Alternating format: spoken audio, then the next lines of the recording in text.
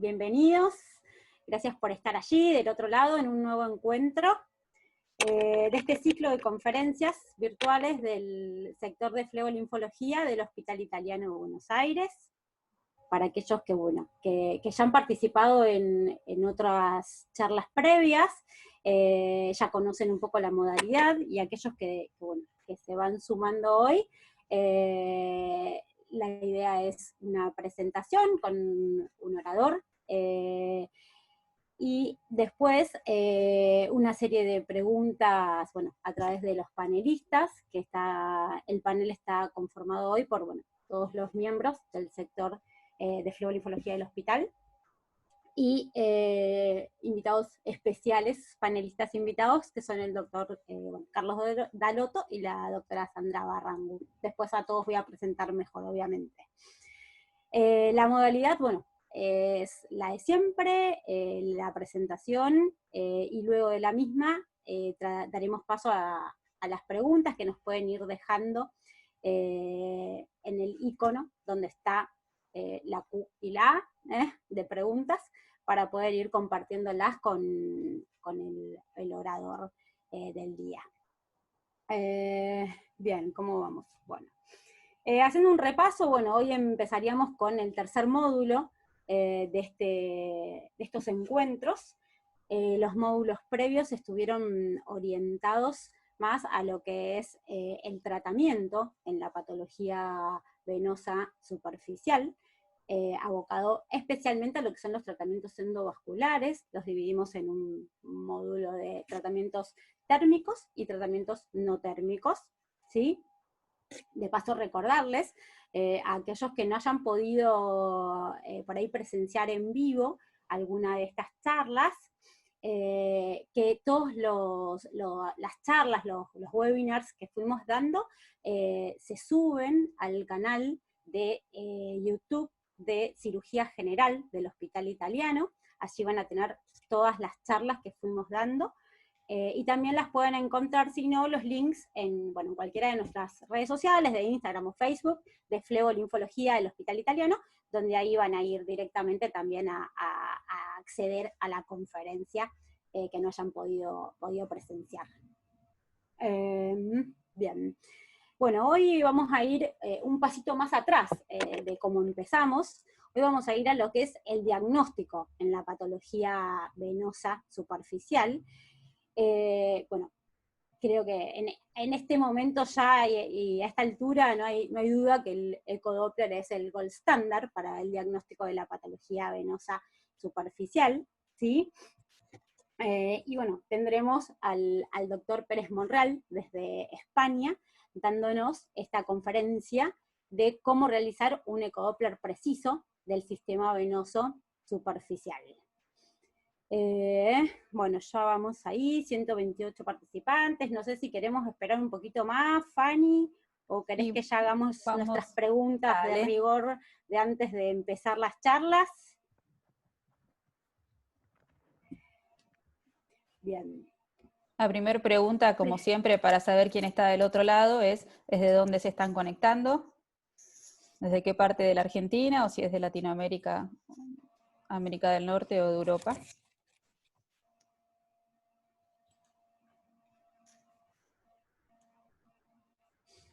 A ver, opciones. Bueno, la mayoría hoy está en la región pampeana argentina. Tenemos, de toda la Argentina.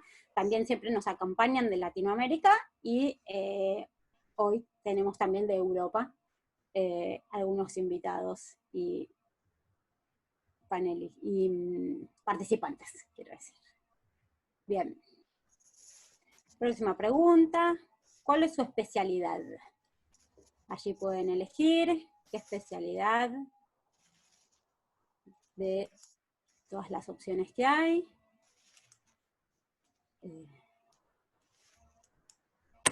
A ver.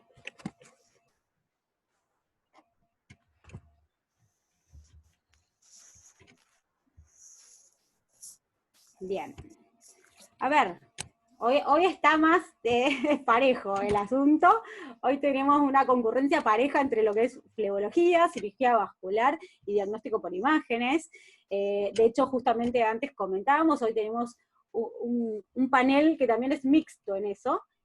Obviamente el mayor porcentaje somos flebólogos, pero también tenemos cardiólogo y de diagnóstico por imágenes, así que bueno, eso se ve reflejado también en los participantes que nos encontramos hoy en la audiencia, digamos. Bien, vamos a la próxima, Fanny. Está desglosada en dos. Claro, acá por un lado queremos saber, bueno, los flebólogos o cirujanos vasculares que están participando, si realizan procedimientos endovasculares o quirúrgicos, ¿verdad? Y por otro lado de ellos, ¿quién realiza el ecodoppler venoso diagnóstico de los pacientes que luego trata? Esto es un gran tema como flebólogos. A ver, ¿qué nos contestan?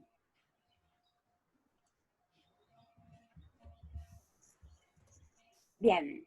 Bueno, por un lado, la primera pregunta, bueno, la mayoría de los participantes realiza procedimientos y, bueno, llamativamente, aparentemente la mayoría de quienes realizan el procedimiento también realizan el ecodoppler previo, el ecodoppler diagnóstico del paciente que luego trata.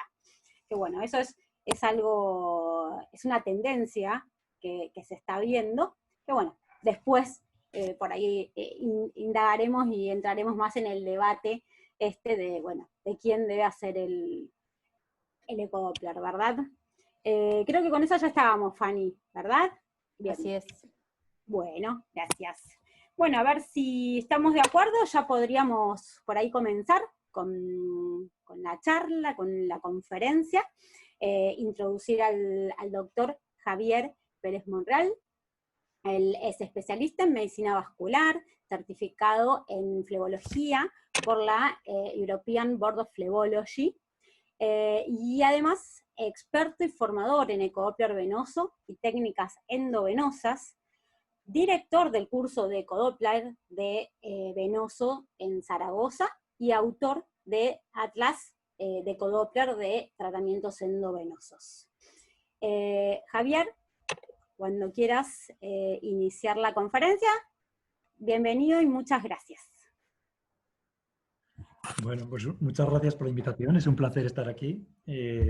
Vamos a hablar hoy del ecodoppler venoso y concretamente del sistema venoso superficial. Pero, bueno, hay que decir que el ecodoppler no es solamente el sistema venoso superficial profundo, sino que hay que estudiar los dos en todos los pacientes. Pero vamos a centrarnos en el sistema venoso superficial, que es un sistema, perdón, bueno, recordamos la disposición anatómica de las venas y vamos a ver que dentro de las venas profundas, que son satélites de las arterias, estas venas que son esas venas superficiales, donde va a encuadrarse todo el sistema venoso superficial que vamos a estudiar, en el que se incluyen venas superficiales supraponeuróticas, que son venas tributarias de los troncos afenos, las venas intraponeuróticas, que son esos troncos afenos que discurren el desdoblamiento de la fascia, y las venas perforantes. Estas venas perforantes unen sistema venoso profundo y superficial, pero las vamos a caracterizar dentro del sistema venoso superficial. Esta es la imagen correspondiente al desdoblamiento intraponeurótico, sistema venoso profundo por debajo y las tributarias por encima de esa fascia superficial. ¿Qué aporta el ecodoppler en el paciente que tiene varices? Esto es lo que tenemos que saber, pues aporta muchísimas cosas. Nos aporta la detección de reflujos infraclínicos, nos permite diferenciar entre segmentos continentes y segmentos incontinentes. Perdón. Nos va a permitir localizar de forma precisa y localizar bien la anatomía de los confluentes afenos, que en algunas ocasiones, sobre todo el confluente afeno-popliteo, puede variar bastante. Nos va a permitir reconocer desdoblamientos verdaderos y también reconocer lo que son tributarias o son troncos afenos, diferenciarlos. También medir el calibre, que eso va a ser importante para algunas técnicas, y va a aumentar muchísimo la sensibilidad y especificidad en el diagnóstico de las venas perforantes. El material que vamos a utilizar, siempre vamos a utilizar una sonda lineal, plana, normalmente son sondas multifrecuencia de banda ancha, que alcanzan hasta 13, 15 MHz, incluso ahora se están trabajando con sondas de frecuencias más elevadas, hasta 18 MHz habitualmente, pero la rentabilidad de tener una sonda de 20 o 18 MHz todavía a día de hoy, en lo que se necesita en lo superficial, no está demasiado justificado. ¿Qué maniobras vamos a emplear para explorar al paciente? Pues por un lado, las de compresión-relajación, es decir, sístole, diástole muscular, las maniobras de Valsalva, la maniobra de Paraná, descrita por Franceschi, maniobras de flexión-extensión del tobillo, la compresión de las tributarias cuando realizamos un examen troncular para ver si existe reflujo valvular en el tronco o desaparece este, y incluso hay test más complejos como el test descrito por Pasariello, que es el vascular test, pero que es excesivamente complejo para realizarlo en la práctica diaria. Hay que recordar que la terminología, vamos a hablar a veces con términos anatómicos antiguos y términos anatómicos más modernos. Yo creo que la charla incluso los mezclaré. A mí me gusta mucho utilizar los términos antiguos, de los nombres propios de la anatomía, porque son un poquito hace honor a quienes lo describieron, pero hay que conocer toda la anatomía nueva. Recordar el trayecto de la vena safena anatómica safena mayor, que discurre desde la región premaleolar por la cara medial de la pierna, la cara medial gonal, cara medial del muslo y desemboca característicamente a nivel del foramen oval en el confluente, formando el confluente safeno-femoral, es decir, desemboca la vena femoral común. Esto, a nivel vamos a ir por zonas de este territorio, vamos a comenzar con la región inguinal y el territorio de la vena safena interna, vamos a ver la morfología de ese confluente, la relación con estructuras vecinas como puede ser la arteria pudenda, podemos ver las tributarias que existen y también vamos a explorar las venas de la lámina linfonodal como veremos. También después, si bajamos un poquito más abajo, vamos a explorar la morfología infrainguinal y ver si existen también, por supuesto, safenas accesorias como la safena accesoria anterior. Aquí vemos la imagen típica del confluente safeno-femoral, que es la imagen del Mickey Mouse, descrita y llamada así ecográficamente. Vemos la posición de la sonda, este es un caso de un corte transversal, y vemos cómo ese corte en Doppler color nos permite también apreciar un buen relleno a nivel de esa vena femoral. Las orejas señalan la arteria femoral y la arteria femoral profunda. El hocico corresponde al confluente. Las ramas, las tributarias, las podemos examinar también en corte transversal, se suelen ver muy bien. Aquí en este caso vemos una rama pudenda, una rama circunfleja ilíaca externa y el confluente safeno y la vena femoral. Más tributarias, vemos aquí una doble pudenda, el confluente safeno o callado de la safena interna, una circunfleja ilíaca, vemos también la arteria femoral profunda y la vena femoral, corte transversal. Si hacemos un corte longitudinal, aquí apreciamos una vena que nos parece importante cuando hacemos tratamientos endovenosos porque remarcamos habitualmente quedarnos por debajo de la desembocadura de esta epigástrica o de la llegada de esta epigástrica hacia el confluente. Apreciamos aquí el ostium, la vena femoral común, la safena mayor y la vena subcutánea abdominal o vena epigástrica. Aquí vemos perfectamente en corte longitudinal la vena epigástrica, el confluente safeno y la vena femoral. Todos estamos hablando de modo B, de unas localizaciones o una descripción anatómica ecográfica. ¿Cómo vamos a ver las válvulas? Pues vamos a ver un funcionamiento normal de las válvulas del ostium, como en este caso, una válvula que se está abriendo y una válvula cerrada. Es confluente Doppler en modo B, sin necesitar Doppler color, como pasa del sistema superficial al sistema profundo, cómo se bloquea el confluente safeno-femoral, y aquí en cambio vamos a ver cómo existe una insuficiencia valvular. En este caso, el reflujo está coloreado en azul. Recordad que el Doppler, vemos la escala de color a la izquierda, y el azul se acerca a nuestra sonda. Estamos en la piel, estamos arriba.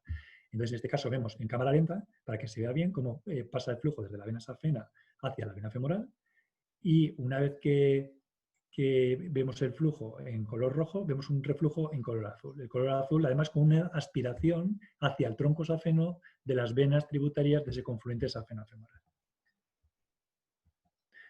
Esa válvula a nivel del ostium, que puede estar incontinente, la podemos localizar tanto en posición ostium pura a nivel del ostium o a nivel subostial, como está descrito perfectamente por el buen anatomista francés Hull, Jean-François Hull.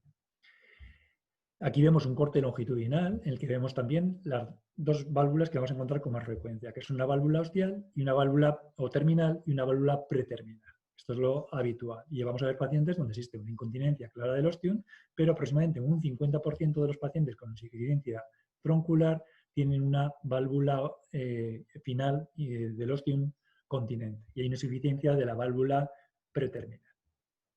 Aquí vemos una imagen en la que vemos ausencia de reflujo a nivel del ostium y en corte longitudinal vemos el flujo y el reflujo a nivel del tronco safeno con aspiración desde la vena epigástrica. Es decir, que aquí en este caso no hay incontinencia del ostium. Estos pacientes muchas veces hay que sospechar conexiones a pelvis.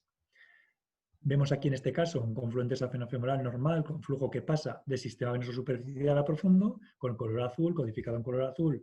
Eso significa que se está alejando de la sonda.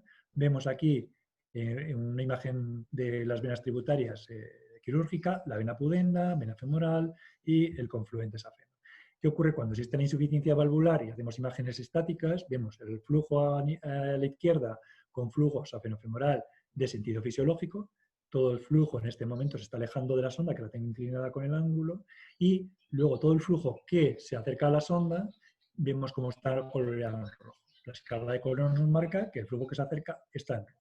El primero corresponde a la sístole muscular y la segunda imagen corresponde a la diástole. Ese reflujo no siempre viene de la vena femoral común. Hay ocasiones que hay una insuficiencia del ostium, pero sin que haya incontinencia del femoroilíaca. En este caso vemos un reflujo que proviene de la vena circunfleja femoral medial, que rama a su vez de la obturatriz y rama a su vez de la vena hipogástrica. También caso para sospechar de varices pélvicas, conexiones pélvicas. Aquí en este caso vemos un flujo normal, con flujo que va de la epigástrica, se dirige hacia el confluente safenofemoral y un inicio de reflujo parcial a nivel del ostium. Tenemos una incontinencia parcial a nivel del ostium safenofemoral. Si hacemos un corte transversal, que muchas veces es mucho más cómodo para examinar al paciente un poquito más rápido, por la menor movilidad de la sonda cuando el paciente se mueve, nos movemos nosotros, pues vemos aquí cómo si inclinamos un poquito la sonda, el truco siempre es angular un poquito la sonda sobre la piel, no ponerla en posición perpendicular, con lo cual sabemos también qué es lo que se nos está alejando y acercando. Nosotros inclinamos la sonda un poquito, el cabezal de la sonda se queda arriba y la parte del cable de la sonda se queda un poquito hacia abajo. Con lo cual, vemos la imagen de la izquierda, un flujo de sentido fisiológico desde la safena hacia la vena femoral y a la derecha un flujo que atraviesa el ostium, de sentido patológico desde la femoral hacia la superficie. Y además el ecodoppler nos va a permitir medir el calibre de esas venas, cosa que es importante. En este caso vemos una safena mayor de 2 centímetros, de 20 milímetros, y vamos a poder detectar un caso antes y después de un láser endovenoso y de una espuma.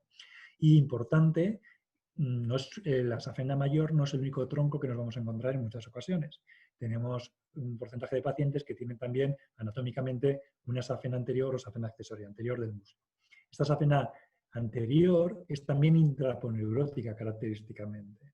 Cuando sale de la poneurosis se considera realmente una tributaria, que es lo que veíamos en la imagen del centro. Vemos una safena mayor, vemos una safena menor y vemos la tributaria que aparece cuando atraviesa la poneurosis. El trayecto de esta safena anterior en muchas ocasiones es bastante corto, a nivel de la cara anterior del muslo, y lo vemos aquí en la imagen de la derecha, las dos venas, safena interna y safena anterior, y aquí también la desembocadura, que habitualmente en el mayor porcentaje de los casos es común, tienen un tronco común de desembocadura.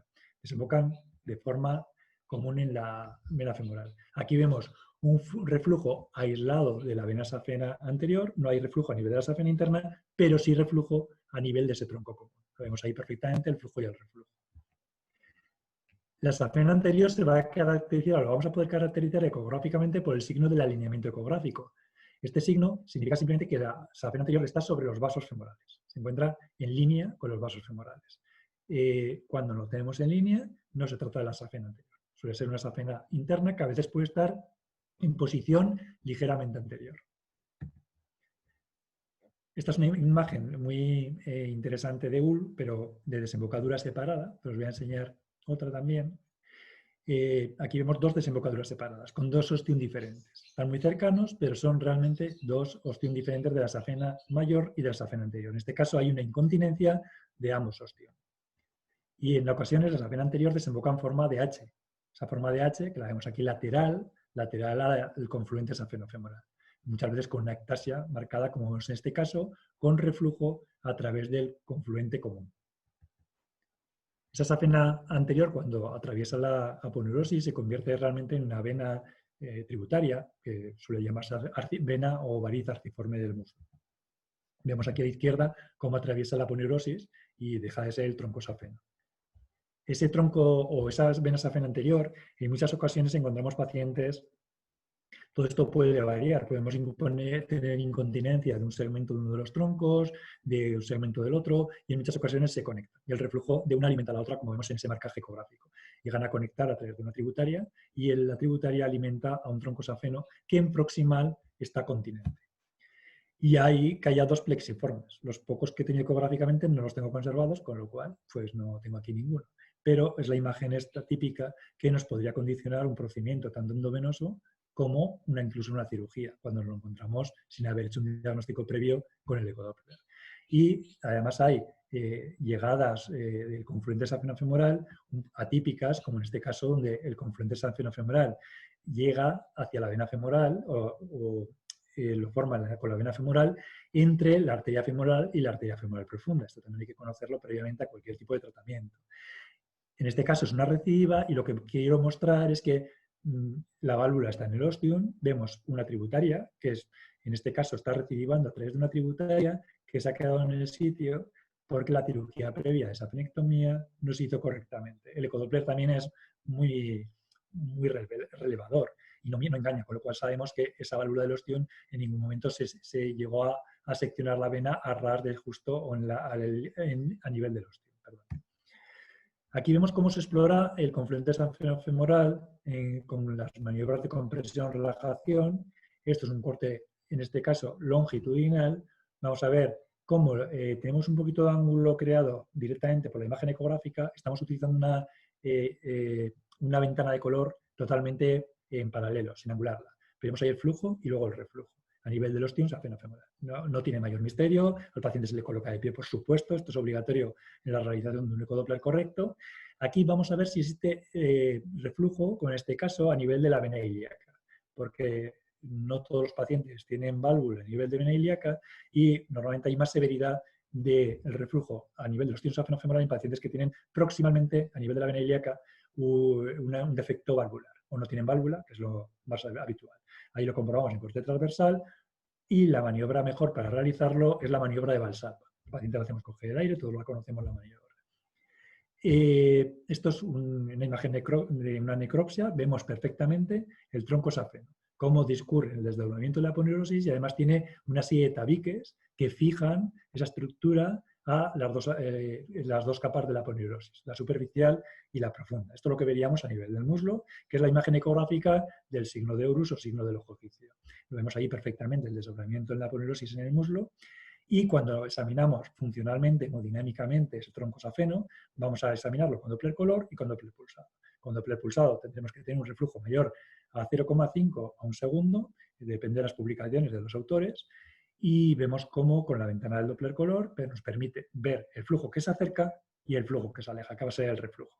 Y con el Doppler pulsado lo mismo y vamos a ver ese reflujo que puede ser más marcado en cuanto a velocidad o menos o más duradero en el tiempo, dependiendo también de las características, de la cantidad de segmento estropeado, del calibre que tenga el tronco safeno y de las varices, sobre todo tributarias, que lo acompañan.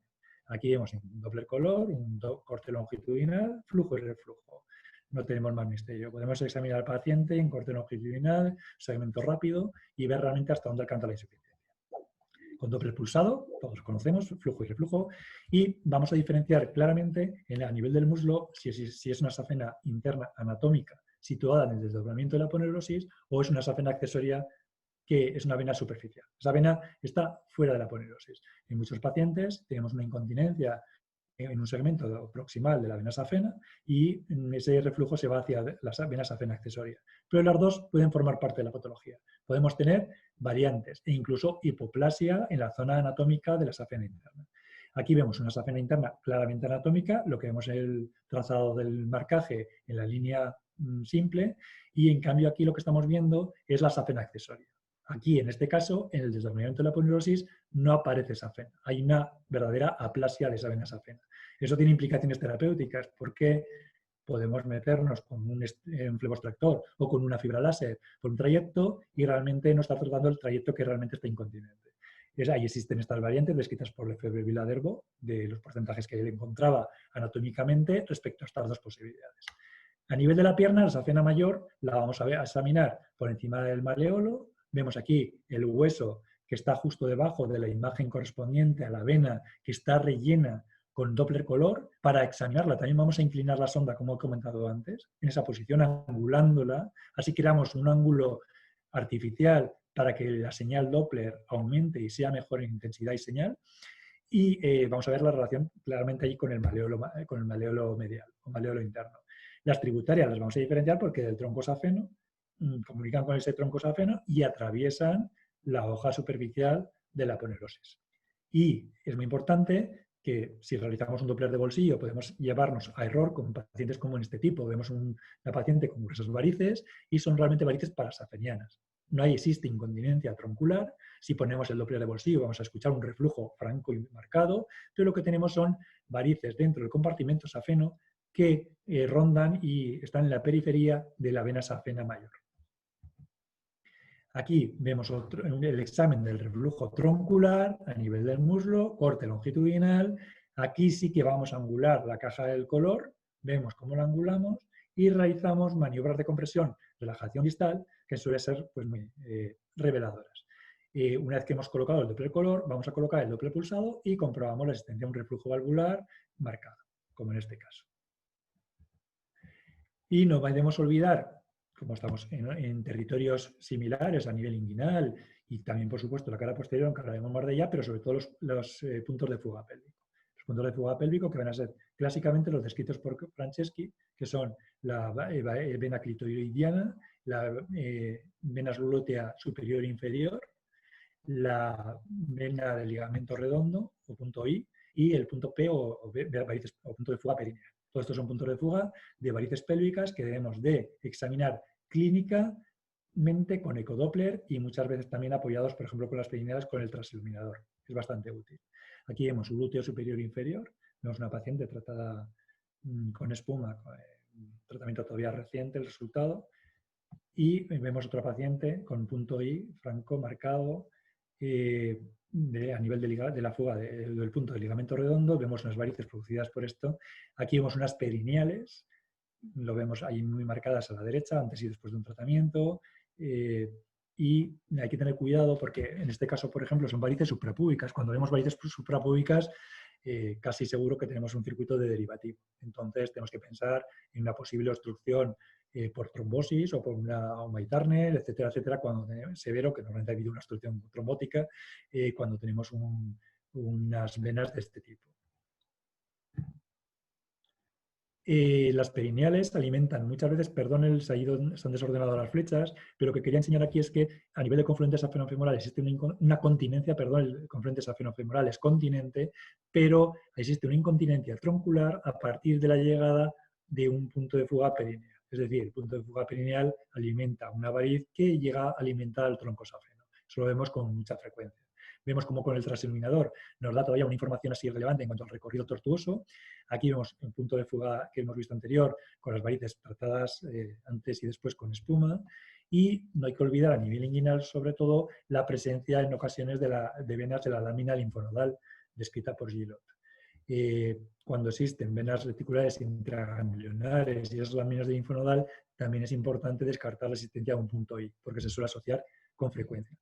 Aquí vemos varices del ligamento redondo, un examen ecodoppler, vemos cómo existe una vena incluso intraponeurótica en la cara lateral del muslo, no estamos viendo la imagen clínica, que es una pena, pero ahí vemos muchas venas que conforman esa lámina linfonodal, pero seguimos ascendiendo y por encima del ligamento inguinal vamos a ver cómo encontramos una conexión profunda, que la vamos a examinar con el Doppler color.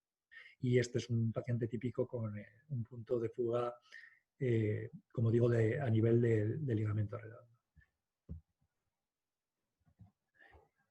Vamos con el territorio de la safena externa o safena menor. La safena menor discurre también y clásicamente intraponeuróticamente, pero eso no es verdad fundamentalmente en el tercio distal o incluso tercio medio de la pantorrilla.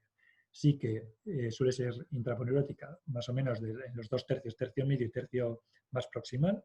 En cambio, en el tercio distal, hablando siempre anatómicamente de distal de pierna, en esa zona tenemos una vena que habitualmente es extraponeurótica.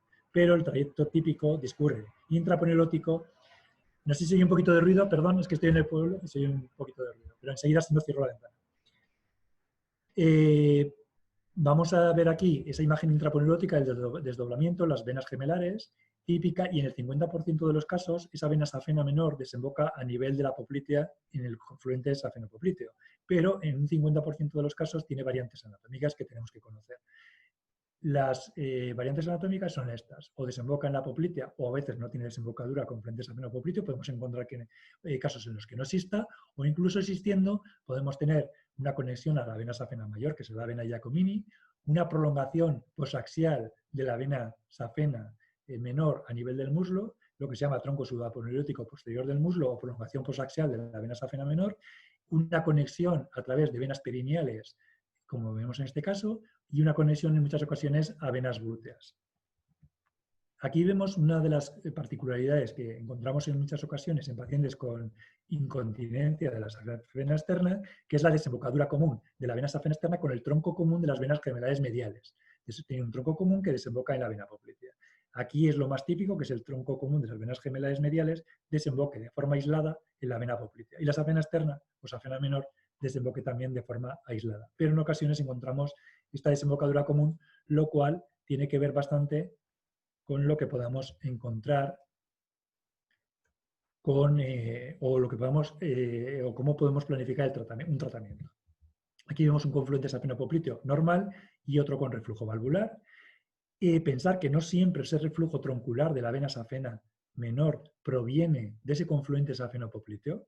Aquí en este caso no proviene el reflujo aspirativo desde del tronco, perdón, del confluente safeno-popliteo, sino que procede de un tronco de venas gemelares. Eso lo podemos ver en algunas ocasiones. Y además el confluente safeno-popliteo en muchas ocasiones tiene una conformación lateral, una desembocadura lateral, es tortuoso, como en este caso, y todo eso lo tenemos que ver con nuestros propios ojos. Aquí vemos el desdoblamiento de la aponeurosis, vemos aquí abajo también una línea que es la línea que separa los dos gemelos, gemelo medial y gemelo lateral. Esto que vemos aquí es la vena del nervio sural, que ya veremos luego, y este es el desdoblamiento de la aponeurosis. Aquí reconocemos un verdadero desdoblamiento del tronco safeno, de la vena safena menor, pero abajo vemos el desdoblamiento, la doble vena safena menor y también una tributaria. La imagen que hemos visto anteriormente con las venas gemelares mediales, la arteria en el centro, las dos venas gemelares, siempre van dos venas gemelares con una arteria satélite en el centro. Y es muy importante esta imagen, como vemos, arriba tenemos una gruesa vena safena menor, que característicamente estaba incontinente, las venas gemelares, la vena poplitea y la arteria poplitea. Esa sería un poco la relación en profundidad que encontramos desde la piel, desde la parte posterior del hueco popliteo, que es de donde estamos colocando la sonda, hacia adelante. Entonces, esa es ya la secuencia. Vemos paciente tratada con láser y fluidectomía, y esta imagen es muy interesante porque nos muestra una safena externa gruesa, además incontinente, esto lo digo yo porque no se ve la imagen, unas venas gemelares, la llegada, una vena poplitea donde vemos una imagen endoluminal fibrosa y una arteria poplitea. La imagen endoluminal significa que tenemos una secuela postrombótica y podemos hacer una secuencia de lo que ha ocurrido aquí, que habitualmente va a ser trombosis venosa profunda aguda, secuela postrombótica con síndrome postrombótico, desarrollo de circulación colateral e incontinencia valvular a posteriori del sistema venoso superficial, que es lo que ha ocurrido aquí. Con lo cual, con una imagen solo podemos imaginarnos muchísimas cosas sobre el paciente. A nivel de la vena safena menor hay que destacar dos cosas importantes. Una de ellas es la presencia de la arteria sural, que es satélite de la vena safena menor en un gran porcentaje de pacientes, en la parte proximal de ella, es decir, cerca de la desembocadura safenopoplitea, sobre todo en el tercio ese último, y por eso hay que evitar punciones en ese sitio si podemos, y sobre todo realizar un buen ecodoppler bajando bastante el PRF y aumentando mucho la ganancia de nuestro equipo para que tengamos una señal intensa en un vasito pequeño.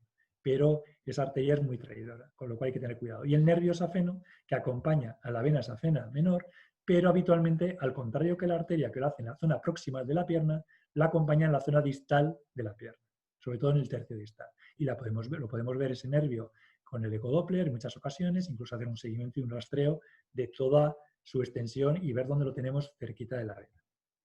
Aquí lo vemos el nervio, lo vemos aquí al lado a la izquierda de la vena, vemos como esta zona está un poquito más alejado y que hay un momento donde se va aproximando. Ahí se va aproximando, incluso está entre la perforante y la vena safena menor. Aquí una desembocadura atípica, muy atípica de la safena menor, con desembocadura conjunta del tronco común de venas gemelares laterales y desembocadura del tronco común de las venas gemelares mediales. Eso es bastante atípico.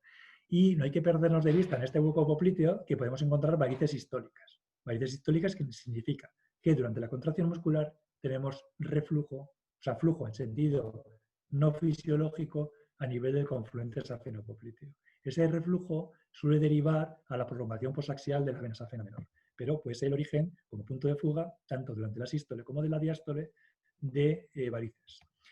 Aquí vemos el reflujo. No sé si lo puedo abrir. Intento. Aquí lo vemos. Vemos el reflujo tanto durante la sístole, que lo vemos ahora, como durante la diástole, que en ese momento, durante la diástole, lo voy a repetir, durante la diástole el reflujo se nos va hacia la safena menor. Durante la sístole asciende y durante la diástole se nos va hacia la safena menor.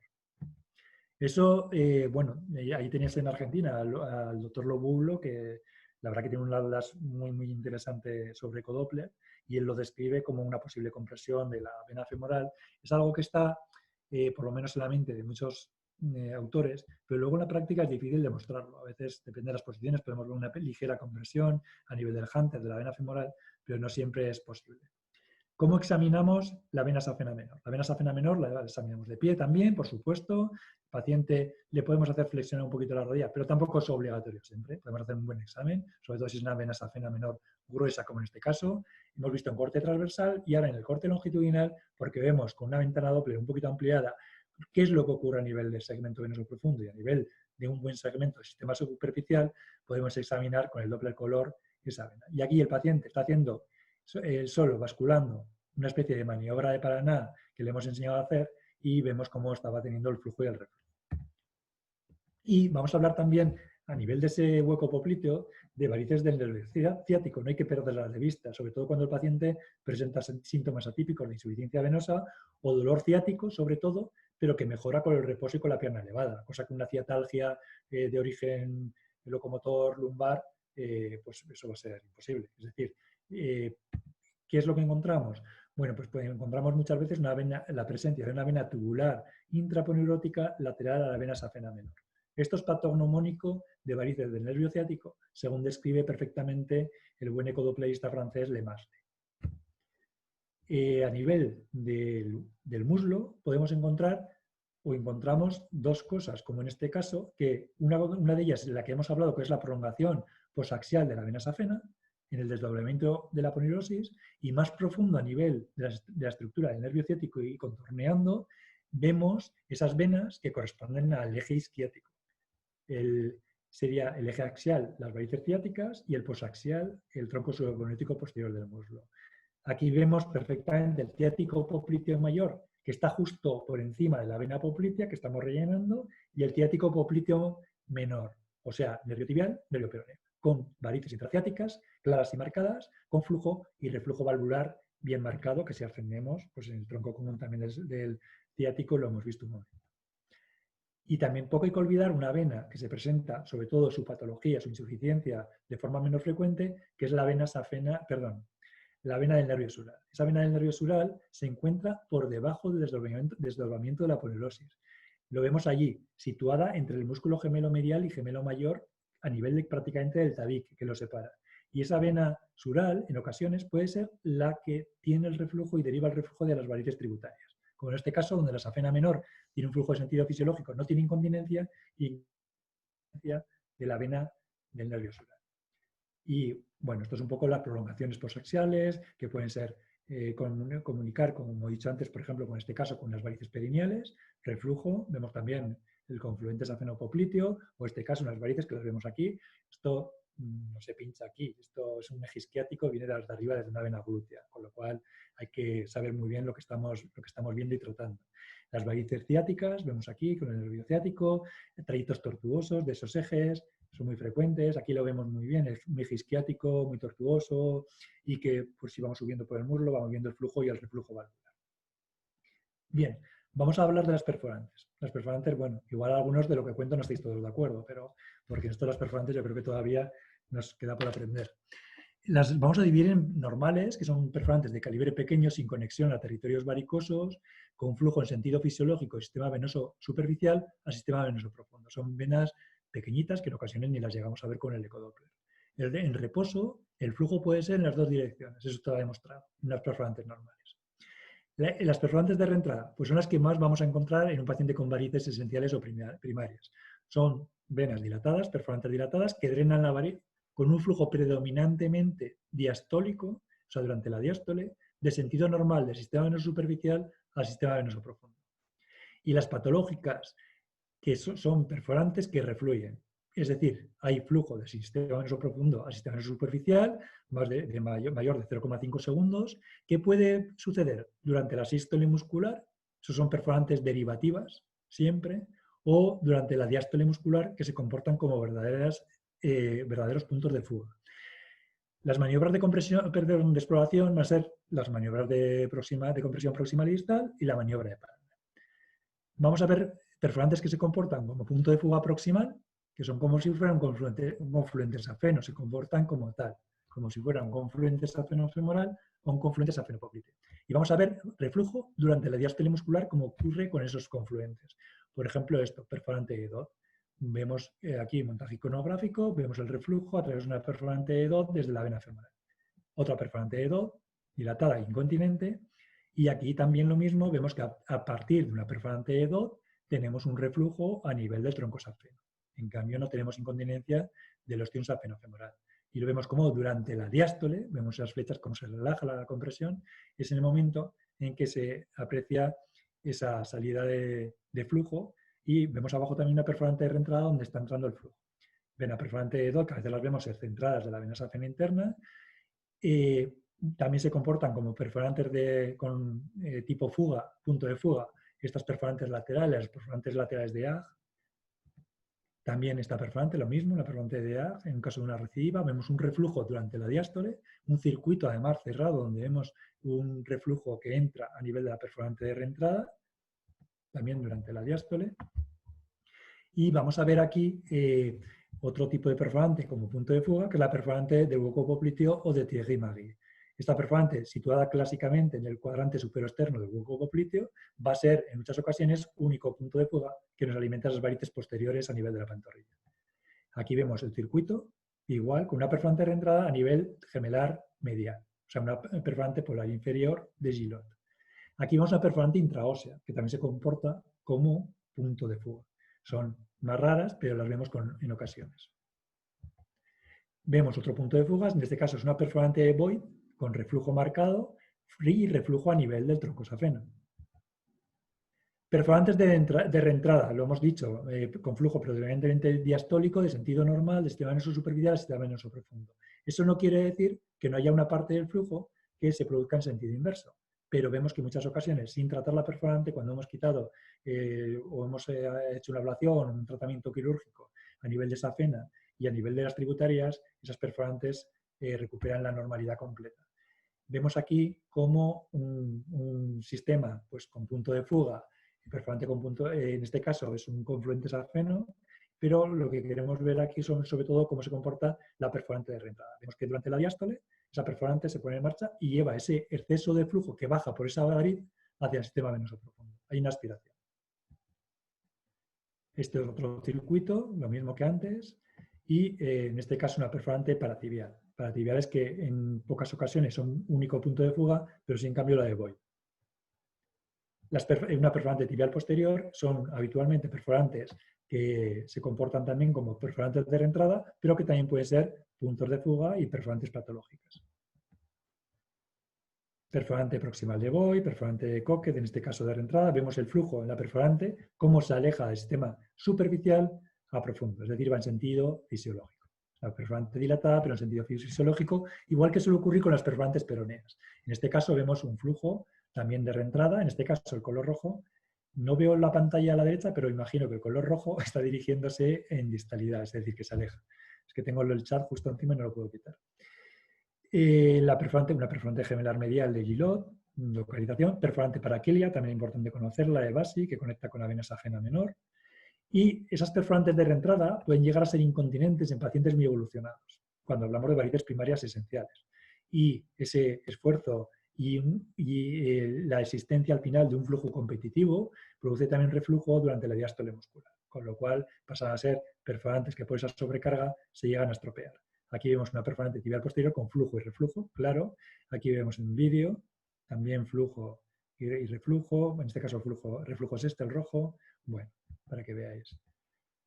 Aquí, en este caso, vemos una perforante gemelar de Gillot, también con reflujo valvular. Y esta está asociada, en muchas ocasiones, a incontinencia de alguna vena profunda, como ocurre en este caso, donde existían venas gemelares mediales, como esta que vemos tortuosa, en todo su trayecto ectásica e incontinente, con insuficiencia valvular primitiva a nivel de venas gemelares mediales. Aquí vemos cómo exploramos una perforante donde vemos que con una maniobra también de ordeño podemos ver un reflujo sistólico marcado. Esto suele suceder en pacientes que tienen un reflujo profundo y le comprimimos arriba, hacemos bajar ese reflujo profundo y el reflujo sale a través de la vena perforante. Y esto ya es más complejo, pero bueno, esto es un caso de perforantes gemelares con insuficiencia valvular profunda, que es un poquito lo que hemos visto. Pero dependiendo de dónde estemos haciendo la compresión, vamos a visualizar hemodinámicamente unas cosas u otras. Aquí no voy a entrar mucho porque estaremos hablando media hora, pero si queréis os lo puedo pasar. Aquí vemos una maniobra en el caso que hemos visto anteriormente. Fijaos como comprimiendo arriba hay un reflujo valvular profundo y encontramos un reflujo sistólico durante la compresión proximal a nivel de esa perforante. Cuando comprimimos distalmente, creo que lo vamos a ver en el vídeo, ahí vemos el reflujo, y ahora comprimimos distalmente y vemos flujo y reflujo durante la diástole. Ahí durante la diástole es cuando se produce el reflujo, es decir, que tenemos reflujo sistólico en la compresión proximal, reflujo diastólico en la compresión distal. Y aquí vamos a ver una maniobra de flexión-extensión. Fijaos cómo la perforante se comporta. Perdón, que no sé por qué el vídeo se me para demasiado pronto. Aquí vemos la perforante, cómo se bloquea y cuando el paciente hace la extensión, bueno, aquí lo vamos a ver muy bien. Esto es la maniobra de la puerta cerrada. Esto lo describió Cabrera cuando empezó a trabajar con los primeros pacientes con la espuma e intentó buscar una forma de evitar el paso al sistema venoso profundo. Y vemos la flexión forzada que bloquea la perforante, la relajación nos la abre. Vamos a poner el Doppler color. En este caso el Doppler color lo vamos a tener invertido. Vemos aquí, fijaos cómo se va bloqueando y se cierra. La arteria tenemos en azul, la arteria satélite, y el flujo otra vez cómo entra cuando relajamos el pie.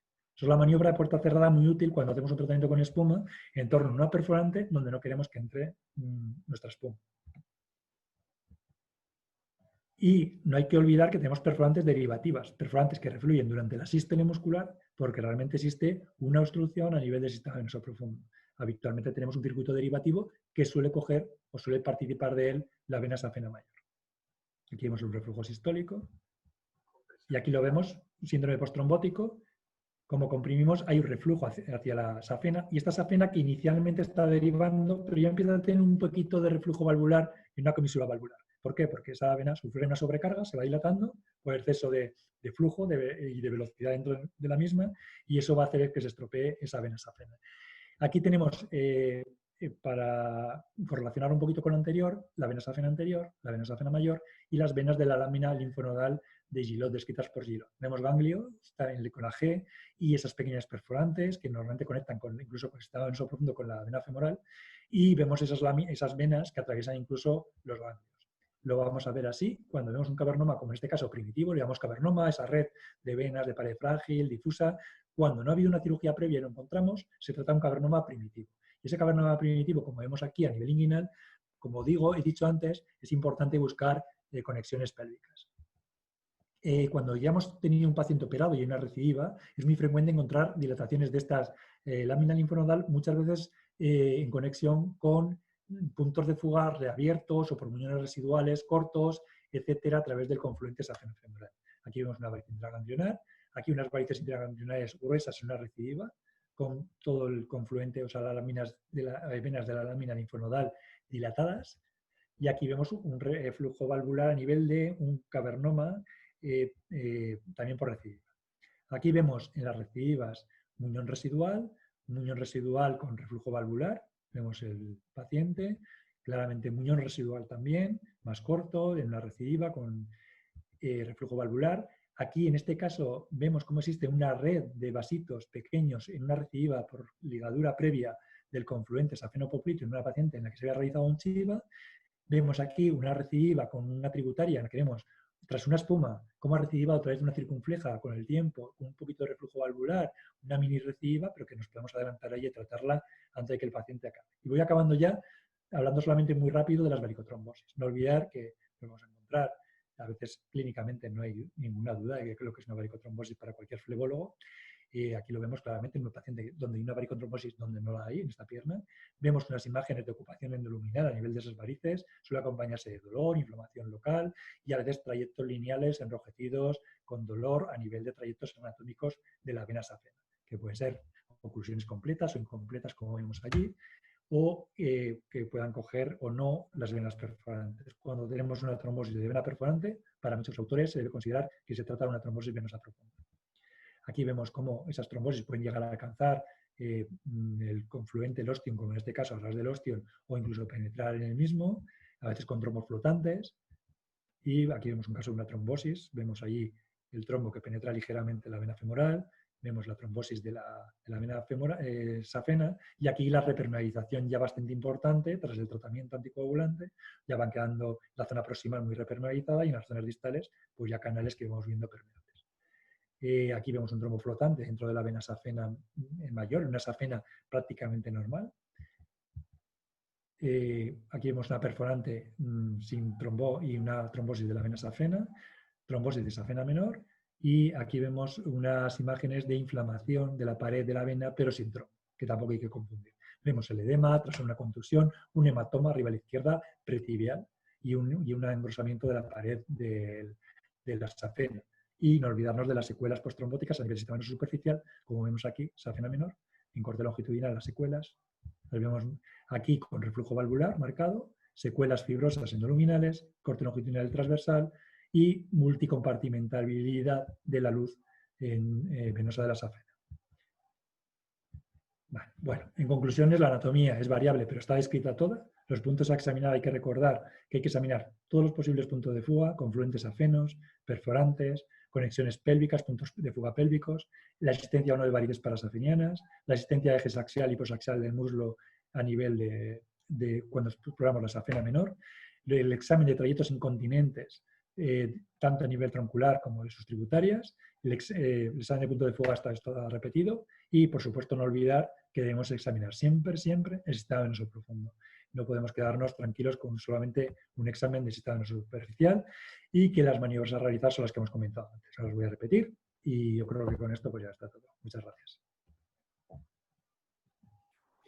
Bueno, muchísimas gracias, Javier. Realmente, más allá de una conferencia, ha sido una gran clase de Ecodoppler completísima, didáctica y llena de imágenes y videos, que creo que en esta temática que nos convoca hoy es lo que necesitamos, porque esto es operador dependiente y es lo más importante es lo que se ve, lo que vemos. Así que muchísimas gracias por la gran cantidad de imágenes que aportaste hoy. Si les parece, vamos a abrir un poco el panel que nos acompaña. Tenemos Sandra, la doctora Sandra Barrangú. Te escuchamos, a ver si querés hacer algún comentario, preguntas. Sí, claro. Más allá de que fue estupenda la conferencia con respecto a todo lo que hay que analizar, seguramente Javier realizará procedimientos, la safenectomía convencional, procedimientos térmicos, no térmicos. Yo lo que le quiero preguntar, para los que no hacemos ningún tipo de intervencionismo, solo imágenes, si él, ¿qué considera que se debe informar, si es importante considerar el procedimiento que va a hacer el colega, o en todos se debe informar básicamente lo mismo? Punto 1. Sobre todo me refiero al rol del calibre, porque el resto de los elementos a considerar no creo que sean tan importantes. Sí, bueno, yo creo que el informe debe ser específico para cada paciente. Es muy importante el calibre, como bien comenta, porque necesitamos hacer indicaciones buenas de tratamiento respecto a ese calibre, pero también hay otras cosas que son importantes. Si hacemos un láser endovenoso, el localizar un confluente safenopopliteo entre un ciático popliteo interno y un ciático popliteo externo nos puede dar una información muy importante. Claro que un láser endovenoso no lo podemos realizar sin tener un ecodoppler cuando hacemos el láser. Es decir, que aunque tengamos el examen previo, que ya nos indica esa anatomía particular, nosotros cuando lo realizamos tenemos que verlo y hacer una anestesia tumescente que nos separe bien esas estructuras, porque si no vamos a tener un problema serio. Es decir, que hay muchas cositas que sí que se pueden reseñar. Yo sí que creo en el informe detallado, creo que es muy importante, si se puede, que el mismo flebólogo que trata se haga el ecodoppler, pero no estoy diciendo en absoluto que no lo pueda hacer otra persona, porque yo, de hecho, hace muchos años lo hacía. Y yo trabajaba con un cirujano vascular que yo le hacía el ecodoppler a él. Y en ese momento lo que sí que hacía era meterme mucho en un quirófano con él. Entonces hacía mucha cirugía con él y llegó un momento que yo le hacía el marcaje, le ponía pequeños datos, cositas, y él sabía perfectamente qué es lo que le estaba diciendo. Entonces eso es una forma, cuando tienes una compenetración con el equipo, no supone un problema. Pero sí que es verdad que es bueno que uno tenga el ecodoppler a mano. Bien. Sandra, ¿querés hacer algún otro comentario? No, que comente otro y después comento yo. Bien. Bueno, doctor Dalotto, lo escuchamos. Sí, muchas gracias Mariana. Bueno, primero lo quiero felicitar al doctor Javier Pérez Monreal por la conferencia que nos ha paseado por toda la forma de explorar el sistema venoso superficial y todas las variantes que hay que tener en cuenta. Y que, coincido, digamos, es muy importante el conocimiento anatómico. Yo cada vez me sorprendo más de la irrupción masiva de flebólogos en el uso de esta técnica originalmente de diagnóstico ecográfico. Me sorprendo gratamente y nosotros todavía enseñamos a ecografistas esta técnica y la forma de hacer diagnósticos lo más adecuado posible. Entonces, luego de esta introducción, le quiero preguntar a usted dos puntos que los ecografistas habitualmente nos preguntan en los cursos que nosotros desarrollamos. Hay muchas preguntas que hacen, pero hay dos particularmente que me interesan. La primera es los reflujos. Todos los consensos internacionales dicen que el reflujo hay que describirlo sobre si existe o no existe, pero hay muchos trabajos en los cuales muestran a autores que también se puede hacer una evaluación cuantitativa del reflujo en base a flujo, mililitros por minuto, y esas técnicas para evaluar los reflujos en forma cuantitativa se traducen en que muchos colegas a los cuales les enseñamos nos dicen: doctor, ¿existe el reflujo leve, el moderado y el severo? ¿Hay que informarlos de esa manera o hay que seguir diciendo solamente que una vena tiene reflujo? Entonces esa es un poco la pregunta que le quiero hacer a usted. ¿Cómo ve usted este tema? Y si ve que la medición cuantitativa del reflujo tiene futuro en esta técnica. Vale. Yo creo que es complicado el tema porque el reflujo depende de muchísimas cosas. Evaluar una cantidad de reflujo va a depender de la posición del paciente, de la hora del día en el que estamos, de la temperatura ambiental, de la capacidad que tengamos nosotros con nuestra mano al realizar compresiones distales de desplazar un volumen u otro de sangre. Es decir, que dependiendo del operador que haga esa maniobra, vamos a tener mucha mayor cantidad de débito en esa vena que si lo realiza otro. Entonces yo creo que en la práctica no tiene mucho futuro, y el decir leve o moderado o severo lo decimos un poquito en alguna ocasión para decir, bueno, tiene un reflujo inicial, leve, pero realmente no estamos describiendo nada concreto. Sí que es más útil el realizar maniobras de compresión, por ejemplo, de las tributarias, para ver si ese reflujo, cuando quitamos la tributaria principal o la única en alguna ocasión, desaparece a nivel del tronco. Eso sí que es útil, porque eso nos va a permitir pues, hacer un tipo de tratamiento más selectivo, tipo un ASVAL, una relación selectiva, respetando el tronco safeno, que en ocasiones, pues durante años se puede mantener en condiciones. Pero el evaluar o graduar el reflujo, yo, desde mi punto de vista, por supuesto es algo totalmente personal, creo que no tiene una utilidad práctica a día de hoy y es complejo. Muchas gracias. Y tengo una pregunta, Mariana, una pregunta más y así dejo al resto del panel. Sí, por favor. Otra pregunta que muchos estudiantes, digamos, alumnos médicos que quieren hacer ecografía preguntan, en el momento del informe, a su criterio, ¿cuáles son las perforantes que hay que mencionar en un estudio? Pues yo creo que hay que informar de las perforantes patológicas o que forman parte del circuito de las varices. Es decir, tenemos que informar de si existen perforantes de reentrada en el territorio donde están y informar de si existen perforantes como puntos de fuga donde tenemos un reflujo valvular. Creo que hay que informar de eso. Es como si hacemos un marcaje, ecomarcaje sobre la piel. ¿Qué es lo que marcamos? Lo que tenemos en la pierna. Punto de fuga, trayecto troncular, trayecto tributarias, perforante de reentrada o una perforante incontinente. Eso, o la llegada de una perineal, trayecto de la perineal. Lo que tenemos que informar es realmente de lo que hay. El informe tiene que ser muy preciso. No valen informes genéricos. Insuficiencia, a veces vemos informes de insuficiencia de la safena. Vale, pero tenemos una incontinencia del ostium, no tenemos incontinencia del ostium, es incontinencia paraostial. ¿Hasta dónde abarca ese reflujo safeno? ¿Es subgonal donde nos aparece una tributaria? ¿O tiene un trayecto completo en la incontinencia? ¿Tiene alguna perforante marcada en el trayecto de la safena? Que eso también, que incluso se comporta también en alguna cosa como punto de fuga o no. Todo eso hay que marcarlo. O sea, no podemos hacer un examen o un informe, perdón, general. Y luego además se tiene que acompañar de un buen estudio del sistema venoso profundo. Como mínimo, creo que hay que ver femoral, vena poplitea. Si no tenemos una buena modulación respiratoria de la vena femoral, con el paciente acostado, con levantado el ángulo 45 grados, nos vamos más arriba. No nos vamos a encontrar una sorpresa cuando hagamos una cirugía que el paciente tenga una hipoplasia de vena cava inferior, digo porque es un caso real. Entonces, eso hay que mirarlo.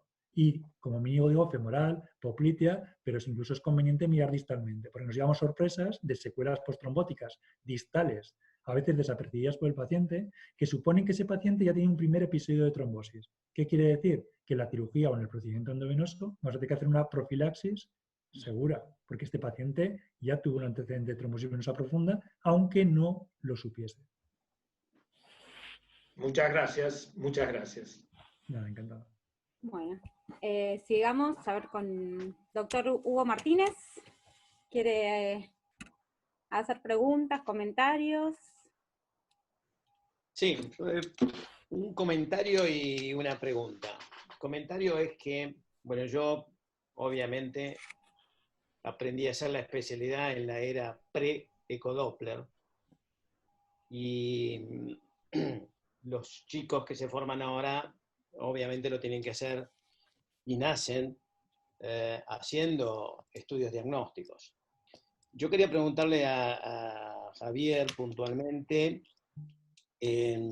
algo sobre educación, y es en la formación del flebólogo nuevo, y algo que comentó el doctor Dalotto, es en qué lugar de la currícula de formación del especialista que quiera hacer este tipo de procedimientos entraría la educación en ecodoppler, porque hoy yo creo que no se entiende el especialista que haga procedimientos de ablación que no tenga manejo de ecodoppler.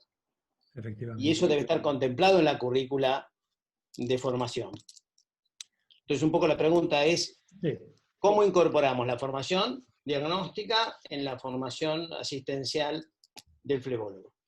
Pues yo creo que es vital y hay que incorporarla desde el principio, porque cuando hablamos ya de la clínica y manejamos el diagnóstico, el ecodoppler es el fonendoscopio del flebólogo. No podemos estar en la consulta sin tener nuestro ecodoppler a mano. No podemos visitar a un paciente para saber qué es lo que realmente tiene si no tenemos un ecodoppler a nuestro alcance. Lo podemos visitar, pero en muchas ocasiones vamos a errar en el diagnóstico o vamos a tener que pedir un ecodoppler para que lo realicen bien y que tengamos la prueba. Pero el ecodoppler es vital, hay que hacer una formación inicial desde el principio. Y al mismo tiempo que se aprende la anatomía, se aprende la ecoanatomía. A día de hoy no se puede desligar la anatomía de la ecografía anatómica. Es imposible. De hecho, la describimos ya ecográficamente. no escribimos la anatomía casi ya en un esquema, sí que se describe a la vez, porque tenemos que ver el recorrido, la topografía, pero estamos describiendo siempre la ecografía anatómica. Y eso va acompañado de la hemodinámica. ¿Qué es la hemodinámica? Conocer la fisiopatología venosa. Si conoces la fisiopatología venosa, puedes comprender la hemodinámica. Y al revés, con lo cual es vital que en cualquier especialidad o la flebología como especialidad que se dedique a la flebología entre el ecodoppler desde el inicio. No hay que esperar. Es verdad que hay gente que si naces en la época pre-ecodoppler, el volverse a meter en el ecodoppler es complicado, complejo. No lo mismo para una gente joven que empieza. Es mucho más fácil. Pero incluso en ese caso pues hay que aliarse o tener un buen ecodopplerista a tu lado. Quiero decir que a día de hoy lo requiere la flebología. Gracias. Mariana. Bien. El doctor Bauzá, Hernán, ¿te escuchamos? Hola, buenas tardes. Gracias, Mariana. Bueno, muchas gracias, Javier, por tu presentación. La verdad que me encantó. Muy buena, muy didáctica, impecable. Y un poco mi pregunta es, y hablo por ahí quizá como flebólogo, no como especialista en imágenes, y quizá también la extiendo a los panelistas invitados, la pregunta. ¿Creen que haciendo nuestros propios estudios no correríamos el riesgo en caer en algún sesgo a la hora de reportar resultados, por ejemplo, para una publicación? Esa es un poco mi pregunta.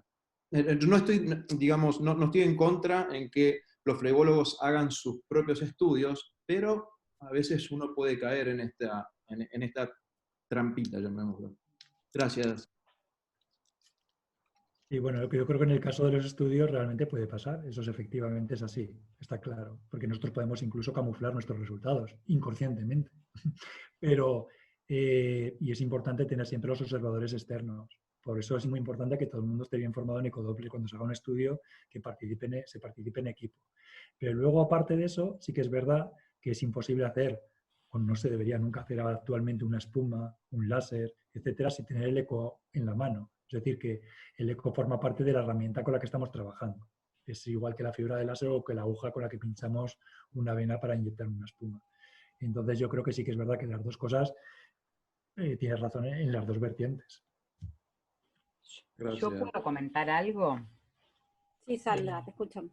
Sí, a mí me da mucha gracia porque yo estoy del lado del operador y veo dos cosas habitualmente. Desde el lado de los que son operadores, muchas veces yo reviso sistemáticamente a todos los pacientes y uno ve que la vena safena magna, por ejemplo, no está dilatada. Yo le hago el Doppler, viene con otro estudio, ¿no? Le hago el Doppler y es una vena safena de 3, 4 milímetros, pero está insuficiente. Y ese paciente está por entrar a quirófano, lo cual, desde mi punto de vista, a ver, que la safena esté insuficiente no quiere decir que sea quirúrgica, que sea tratable. Eso es punto uno. El otro punto que veo es que es real que muchos pacientes vienen y dicen yo he sido intervenido, y seguramente ha sido intervenido, pero la safena está. Y entonces uno muchas veces está en problemas hasta de realizar los informes porque no le puedo poner que la safena está como, si no me operaron, doctora. Entonces esas cosas hace que a mí me parece que dos operadores estaría bien que miraran a los pacientes para que de un lado y del otro no haya confusión.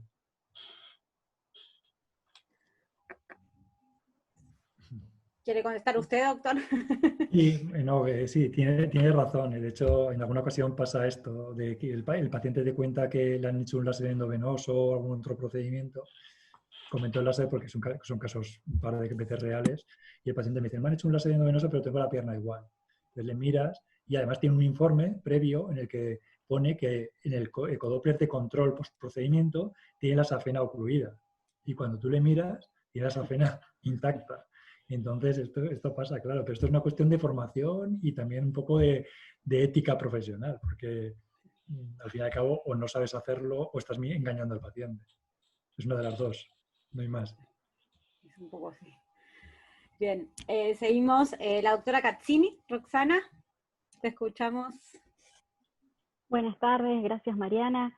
Buenas tardes y bienvenido, doctor Pérez Monreal. Muchas gracias por su presentación, muy interesante. Y bueno, nos ha podido hablar de todos los temas en tan cortito tiempo, ¿no? La verdad que muy enriquecedor. Quería preguntarle cómo deberíamos hacer el seguimiento ecográfico en el caso de una trombosis, o sea, cada cuánto estaría aconsejado realizar un Doppler. Vale. Aquí hay mucha variabilidad, la verdad. Es un poco complicado contestar a la pregunta porque depende mucho de los autores y sobre todo del sistema sanitario en el que uno trabaje. No es lo mismo un sistema público con mucha demanda, en el que a veces se hace un ecodoppler previo y al paciente se le cita incluso al mes. Pero una de las cosas importantes, yo creo que hay que hacer un ecodoppler siempre cercano, que puede ser a veces a la semana, 8 días, sobre todo para comprobar que con el tratamiento anticoagulante no tenemos ninguna extensión. Lo que comprobamos con el primer ecodoppler es eso. Puede haber una repermeabilización o que haya habido una regresión del trombo, pero sobre todo que no haya habido una extensión. Si hay una extensión, quiere decir que el tratamiento anticoagulante no funciona.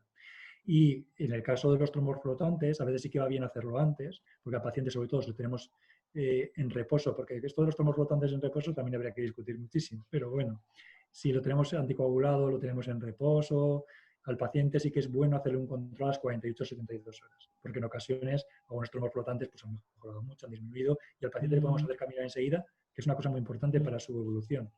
Con lo cual, creo que hay bastante discrepancia entre autores sobre cuándo hay que realizar el control y al final esos controles se basan en tu posibilidad, en las posibilidades de que al paciente se pueda citar para realizar ese control. Yo sí que creo que los trombos flotantes hay que verlos en 48 o 72 horas, es muy importante. Yo lo aprendí esto así también cuando empecé a aprender ecodoppler. Esto que hablando de la formación de ecodoppler me viene un poquito siempre a la memoria. Yo me inicié en el ecodoppler en el 91, porque me fui a Francia en el servicio de Henri Bocalón, que era antiguo presidente de la Unión Internacional de Angiología, y me fui a hacer angiología, lo que es la medicina vascular ahora, ahí en su servicio.